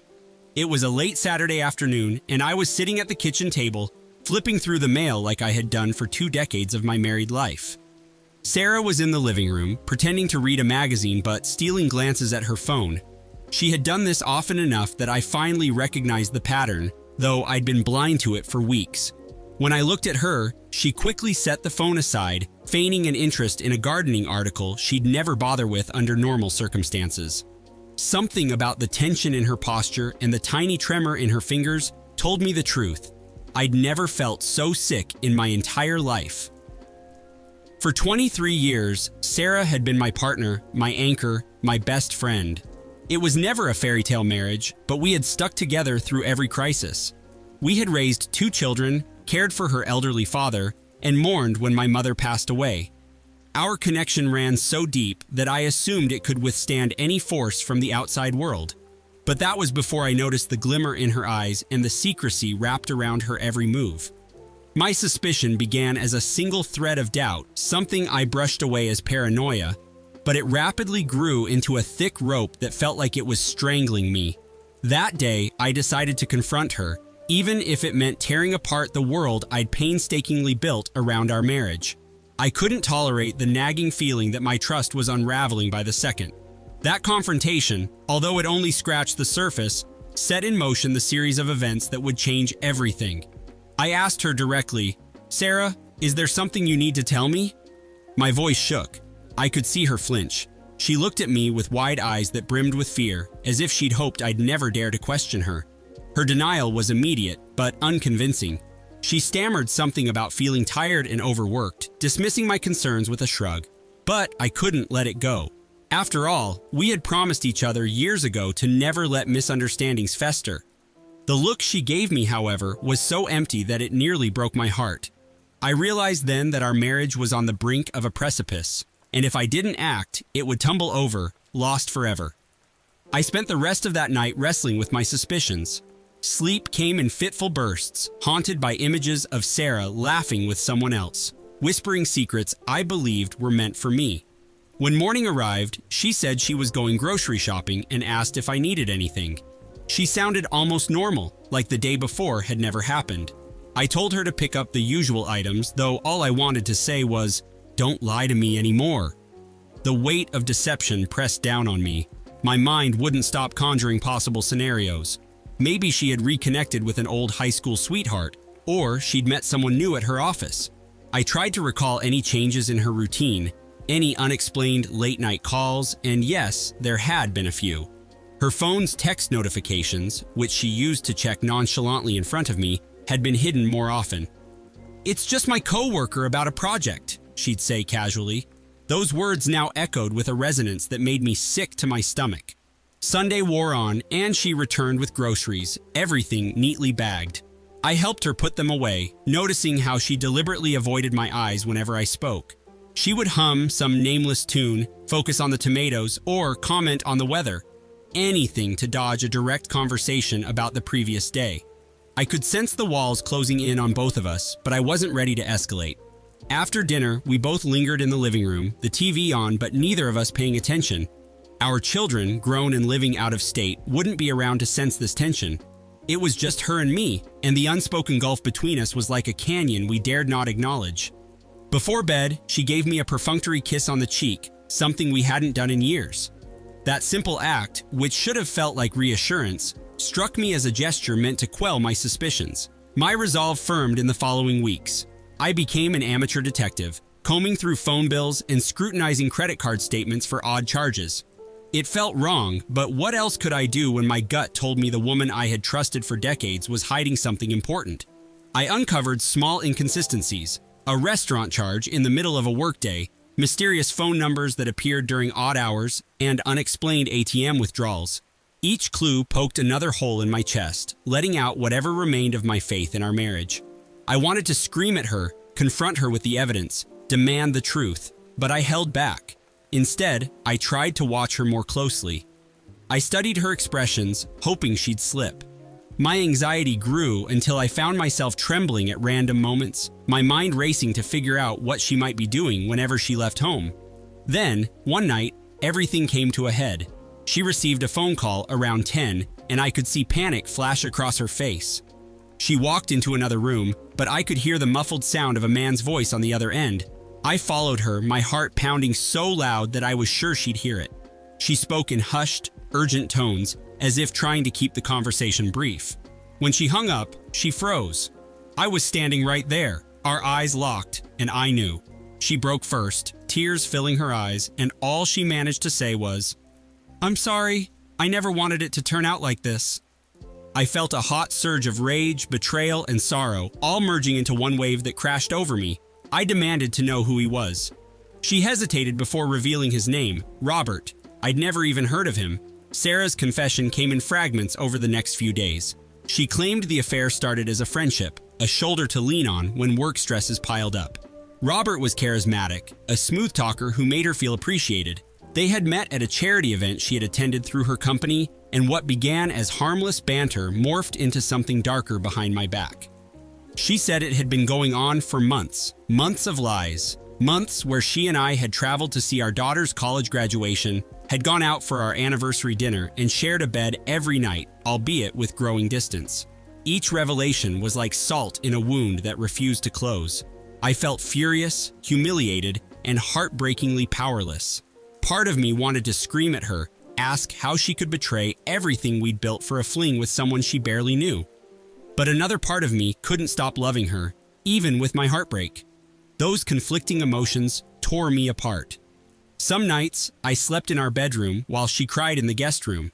Other nights, I would curl up on the couch, replaying images of her with this man in my mind, driving myself mad with speculation. I was on the verge of demanding a divorce, but I found myself hesitating. Maybe, in some twisted way, I still hoped she'd choose me, or at least that she was telling the truth when she insisted it was a mistake. My friends told me to leave her, citing how betrayal should never be tolerated. Yet, after nearly a quarter century of marriage, walking away felt impossible. We had too many shared memories, too much history. Even as my anger raged, a small part of me yearned to fix things, if only to salvage the life I believed we had. Eventually, we settled into a miserable routine. She'd text Robert occasionally. I'd stare at her from across the room, my chest tight, my heart heavy. She kept saying she loved me, that she'd made a terrible mistake. I started therapy on my own, hoping to find some semblance of sanity. My therapist was kind, urging me to focus on myself for once.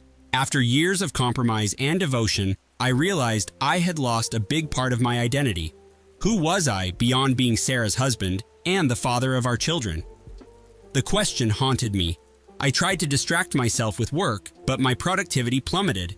My boss, noticing my decline, pulled me aside to ask what was going on. I couldn't bring myself to explain that I was watching the slow-motion collapse of my marriage. Instead, I muttered something vague about stress at home. I think he understood enough to let me be. Meanwhile, Sarah grew bolder about her involvement with Robert, sometimes coming home hours late, claiming she had to stay in the office. We both knew it was a lie, but we were past the point of politeness. Every conversation became an argument. Every quiet moment, another opportunity for accusations. She insisted she needed time to sort out her feelings. I told her time was running out. We existed in this limbo for months, though it felt like an eternity. At one point, I considered moving out, but I couldn't bear the thought of letting that man think he had won. It was irrational, perhaps, but pride can be a stubborn barrier when your heart is on the line. So we lived like ghosts under the same roof, our shared memories overshadowed by the present tension. I didn't discover she had moved in with him until one of our neighbors spotted her car parked at an apartment complex across town. Furious, I confronted her. She confessed that she'd been spending weekends there. She insisted the arrangement was temporary, that she needed space, but the meaning was clear. She'd chosen him over me. With grim finality, I asked her if she wanted a divorce. She paused, tears in her eyes, and said, "Not yet." It was an odd answer, one that left me in a confused state of limbo. Part of me wanted to demand that she leave for good, but another part felt relieved she hadn't fully committed to ending our marriage. I couldn't believe I was still so tangled up in her. I hated feeling weak, but that love, or perhaps the memory of it, was an iron chain around my neck. She continued her double life for a while. It was humiliating, but I couldn't pull the trigger on a divorce either. I told myself I was waiting for clarity, for that final sign that there was no going back. Maybe it was denial, or maybe I was too attached to the life we'd built, flawed as it was. Then, out of the blue, she packed her suitcase and left me completely, leaving only a note on the kitchen counter that said she needed to see if what she had with Robert was real. She wrote, "I'm sorry," in neat cursive, as if that could possibly patch the gaping wound in my chest.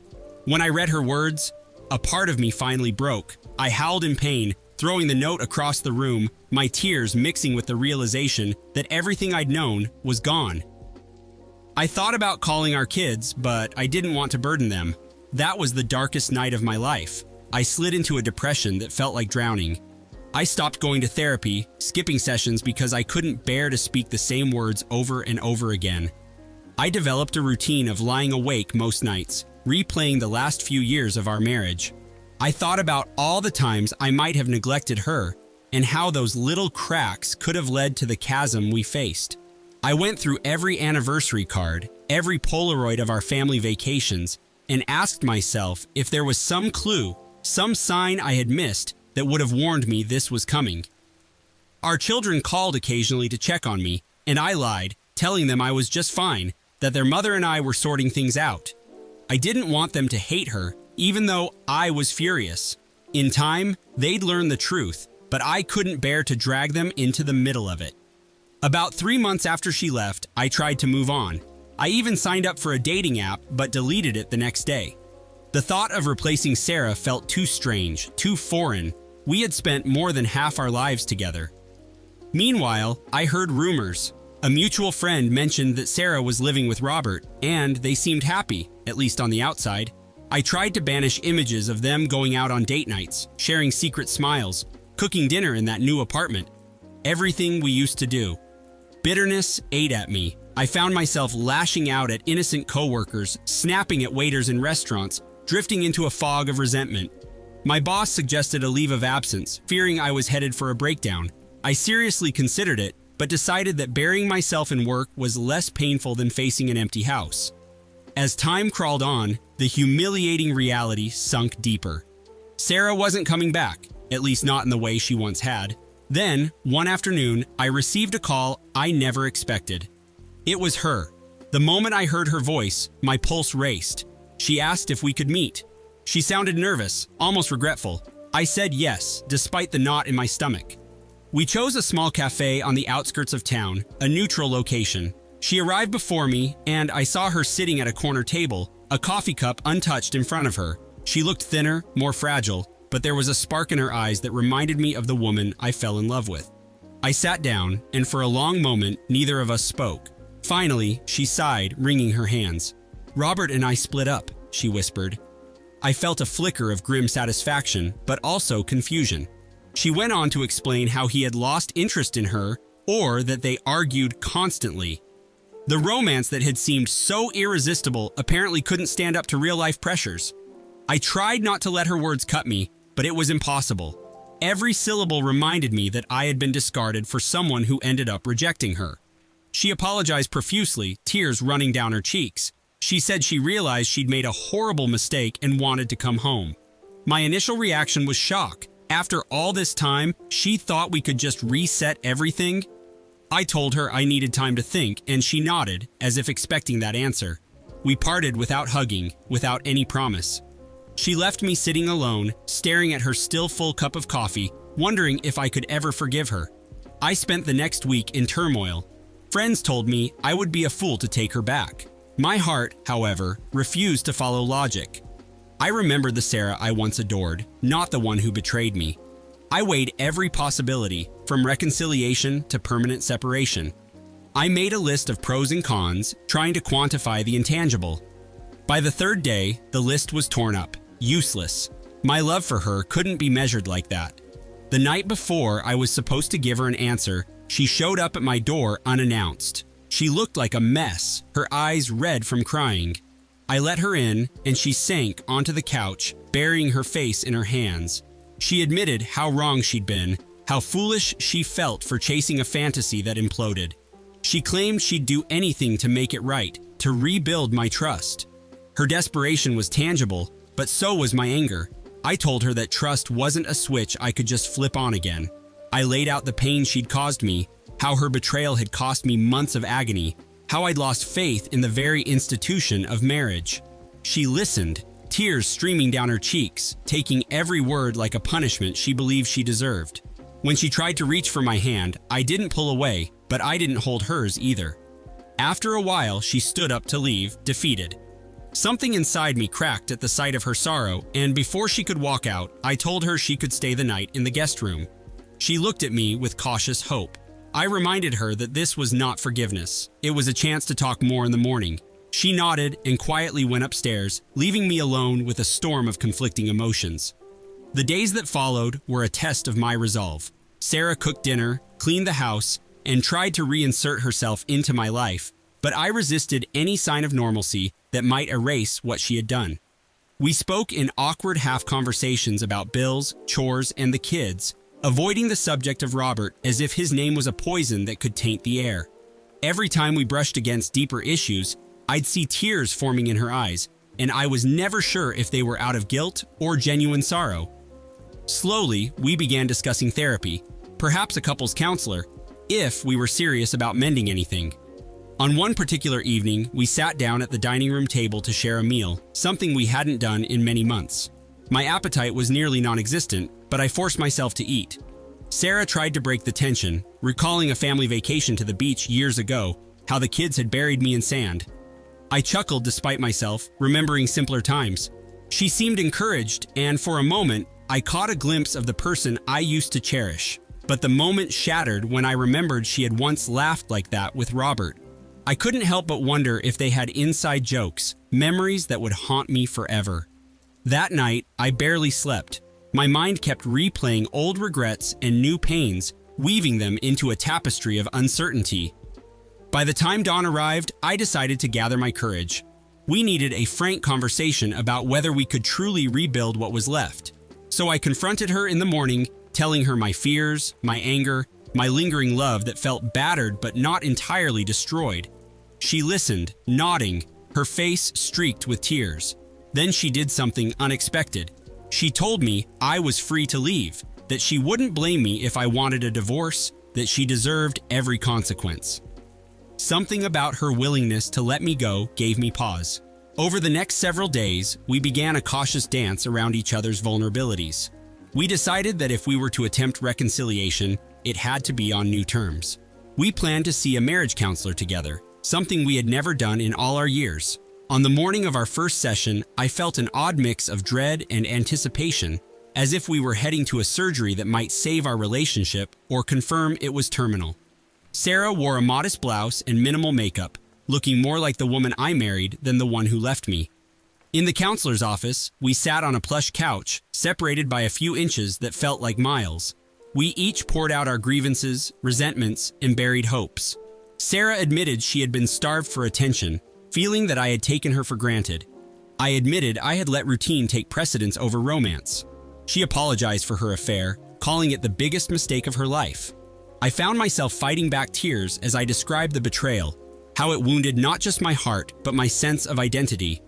The counselor guided us carefully, helping us articulate emotions that had been trapped behind pride and pain. We left the session drained, yet slightly hopeful. As we got into the car, Sarah tried to put her hand on mine, and I allowed it for just a moment. The warmth of her skin felt both comforting and devastating, a reminder of what we once had and what might be lost forever. That night, we sat on the couch at home, flipping through TV channels without really watching.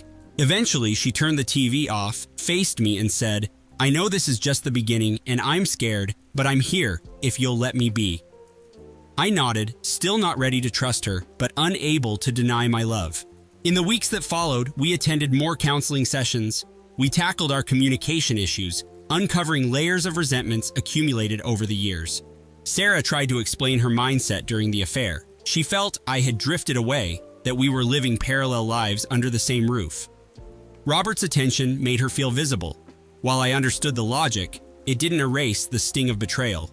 Still, I found myself softening, wanting to believe she was genuinely remorseful. She began to open up about the guilt she carried, how it gnawed at her every time she saw me.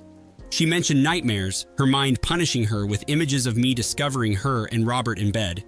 I listened, torn between wanting to console her and wanting to remind her that she had done this to us. There were times I felt a surge of anger and lashed out with vicious words, telling her she didn't deserve my sympathy. Yet, she never fought back. She just nodded, accepting that she was the villain in our story. A part of me admired her willingness to take responsibility, even as another part raged at the damage done. Eventually, I noticed changes in our interactions. She started calling me during the day just to check in, something she hadn't done in years. She deleted Robert's contact information in front of me, though I suspected she had done so months earlier. She admitted he had tried to reach out, but she refused to respond. Each small gesture was a brick laid on the shaky foundation of our new beginning. Did I fully trust her? No, but I started believing that if two people were willing to fight for something, even something battered, there was a chance to salvage it. The journey was fraught with doubt, but it also held a strange sense of promise. Our progress was not linear. On a few occasions, we argued so ferociously that I nearly walked out. One night, I hurled accusations at her, questioning whether she secretly missed Robert. She fired back, demanding to know if I'd ever truly forgive her or if I'd hold this over her head forever. We ended up in separate rooms, fuming. But then, the next day, one of us would apologize or suggest we revisit the topic in counseling, and we'd inch forward again.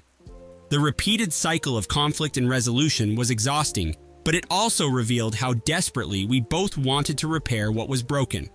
Our children eventually learned about the affair in broad strokes, and that was its own nightmare. They were furious at her, disappointed, and uncertain how to treat me. I asked them not to shun their mother, emphasizing that we were trying to rebuild. We arranged a family meeting through video call, where Sarah apologized to them, tears streaming down her face. Our daughter was openly angry, while our son was quieter but equally hurt.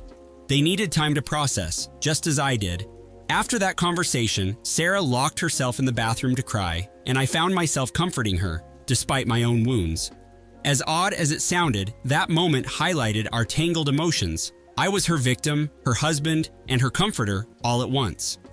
Life continued in this uneasy balance. Work was still a place of refuge for me, though I could focus a bit better now that Sarah and I were making progress. We kept going to counseling, discovering that beneath the betrayal was a marriage that had been dying of neglect. If we were to have a future, we needed to nurture it in ways we hadn't done for years. Slowly, we began sharing small joys again, watching a comedy together or cooking side by side. It felt fragile, like a second chance that could shatter at the slightest misstep. One afternoon, after a particularly revealing counseling session, Sarah and I decided to revisit the restaurant where we'd celebrated our 10th anniversary. We hadn't been there in ages, and the place hadn't changed much. same candlelit booths, same romantic ambiance. It brought back memories of a time when we'd been closer, more in love. Over dinner, we spoke honestly about how we felt. She acknowledged that nothing could justify her betrayal, but she hoped we could embrace this new chapter with open eyes. I admitted I was still scared, fearful that she might hurt me again, or that I wouldn't be able to let go of my anger. Yet, in that gentle glow of candlelight, I found a rare sense of peace. I realized that I wanted to move forward, even if the path was uncertain. We left the restaurant hand in hand, a simple gesture that felt monumental. That night, back at home, we found ourselves in each other's arms for the first time since she'd left. It was hesitant, filled with unspoken questions, but also with a tenderness that reminded me of our early years. In the morning, I woke up before her and watched her sleep, remembering all the mornings I had taken for granted. She stirred and saw me, offering a tentative smile. There, in the quiet dawn light, we silently acknowledged that we were still here, still fighting. Every so often, I'd find myself replaying the worst moments of our ordeal, but the difference now was that she was willing to talk about it. Instead of avoidance, she chose accountability, and that made it a little easier to believe in the possibility of true reconciliation. Although I knew the scars would remain, I began to trust that we might forge something stronger, something that acknowledged our flaws rather than denying them. Months passed, and our counseling sessions became less frequent. The wounds hadn't vanished, but they hurt a little less each day. Then, on the anniversary of the day she left me for Robert, I found a letter in my drawer. It was from Sarah, telling me how grateful she was that I had allowed her back into my life. It was heartfelt, filled with remorse and a renewed commitment to be a better partner, to never let emotional distance poison our marriage again. I felt tears prick the corners of my eyes as I read it. I took a deep breath and realized that somehow I was ready to let go of the anger I'd clung to for so long. That evening, we made dinner together and talked about the future. We both recognized that there was no clean slate, no magical reset button. Our marriage was forever altered by her infidelity, but we could still build a future that was honest and true if we were brave enough to confront our flaws head on. She asked if I truly forgave her, and I paused. Forgiveness, I said, was a process, not an event. I told her I was willing to keep trying, every day, to find new reasons to stay together, rather than old reasons to drift apart. Her eyes filled with tears, and this time, they were tears of hope. We stood there, two imperfect people, bound by years of shared history and a determination to learn from our mistakes. For the first time in a long while, I felt like we were on the same page. Life would never be a fairy tale again, and I understood that the ghosts of our past could surface at any time. But as I watched her set the table, humming softly, I realized that perhaps unpredictability was part of the journey. Maybe the end of one story was the beginning of another, and we had chosen to write it together, one uncertain page at a time.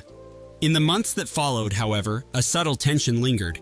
We tried to act like everything was on the mend, but sometimes I'd catch Sarah staring off into the distance, a haunted expression in her eyes. At first, I assumed she was just reliving her guilt, but then the phone call started. Late at night, the house phone would ring, and whenever I answered, there would be silence. Sarah would grow agitated, insisting it was probably a wrong number. I grew suspicious but said nothing, not wanting to spark another argument. One evening, I picked up the call, only to hear someone breathing on the other end before disconnecting. My heart pounded. Could it be Robert, trying to wedge himself back into our lives? Sarah denied any knowledge, but her restless demeanor told me she was holding something back. I confronted her, urging her to be honest. She broke down, admitting that Robert had reached out, claiming he wanted her back. He sent her emails, text messages, even a letter delivered to our doorstep. She had told him she was done and blocked his number, but he somehow found other means to contact her. Anger flared in me, but so did fear. Was our tentative peace about to unravel because of him? Together, we decided to see a lawyer about taking legal steps if his harassment continued. We stood firm, a united front against a threat that had once shattered us from within. For a while, that seemed to be enough to deter him. The calls stopped and life settled into a tenuous calm again. But the whole ordeal left me wary. Every time the phone rang unexpectedly, I braced for another ghost from her past to surface. Our marriage was growing stronger in some ways, but my trust was still delicate, like a newborn bird not yet ready to fly. On the 1-year anniversary of Sarah's return, we found ourselves on the porch, sipping tea. The sun was setting, casting golden light across the yard. She leaned against me, resting her head on my shoulder, and for a moment, we felt genuinely at peace. Then her phone buzzed. She glanced at it, her brow furrowing. She stood and walked inside, muttering something about needing to check on dinner.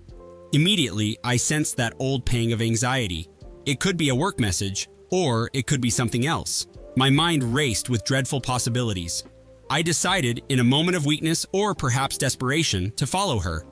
I caught her in the hallway, phone in hand, tears rolling down her cheeks. She looked up at me, eyes filled with sorrow I couldn't fully comprehend. Wordlessly, she handed me the phone. On the screen was a message from Robert, who claimed he had been diagnosed with a serious illness and didn't want to die alone. He begged her to come see him. A coldness crept through my veins. I waited for her to explain, to say she had ignored him, but she surprised me. "I have to go," she said softly. "Not because I want him back, but because I need to tell him we're done, face to face. I can't let him use this to hold on to me." My chest tightened. I searched her eyes for dishonesty, but I found none. She stepped forward and touched my hand. "I understand if you can't trust me anymore," she whispered, "but I need to put an end to this, once and for all." My heart pounded. Part of me wanted to scream at her to stay, to never go near Robert again, but another part understood. So I let her walk out the door without any guarantee she'd return. And as I watched her car vanish down the street, I realized that love, after all these years, sometimes means setting someone free to face their shadows, even if it risks breaking your own heart anew.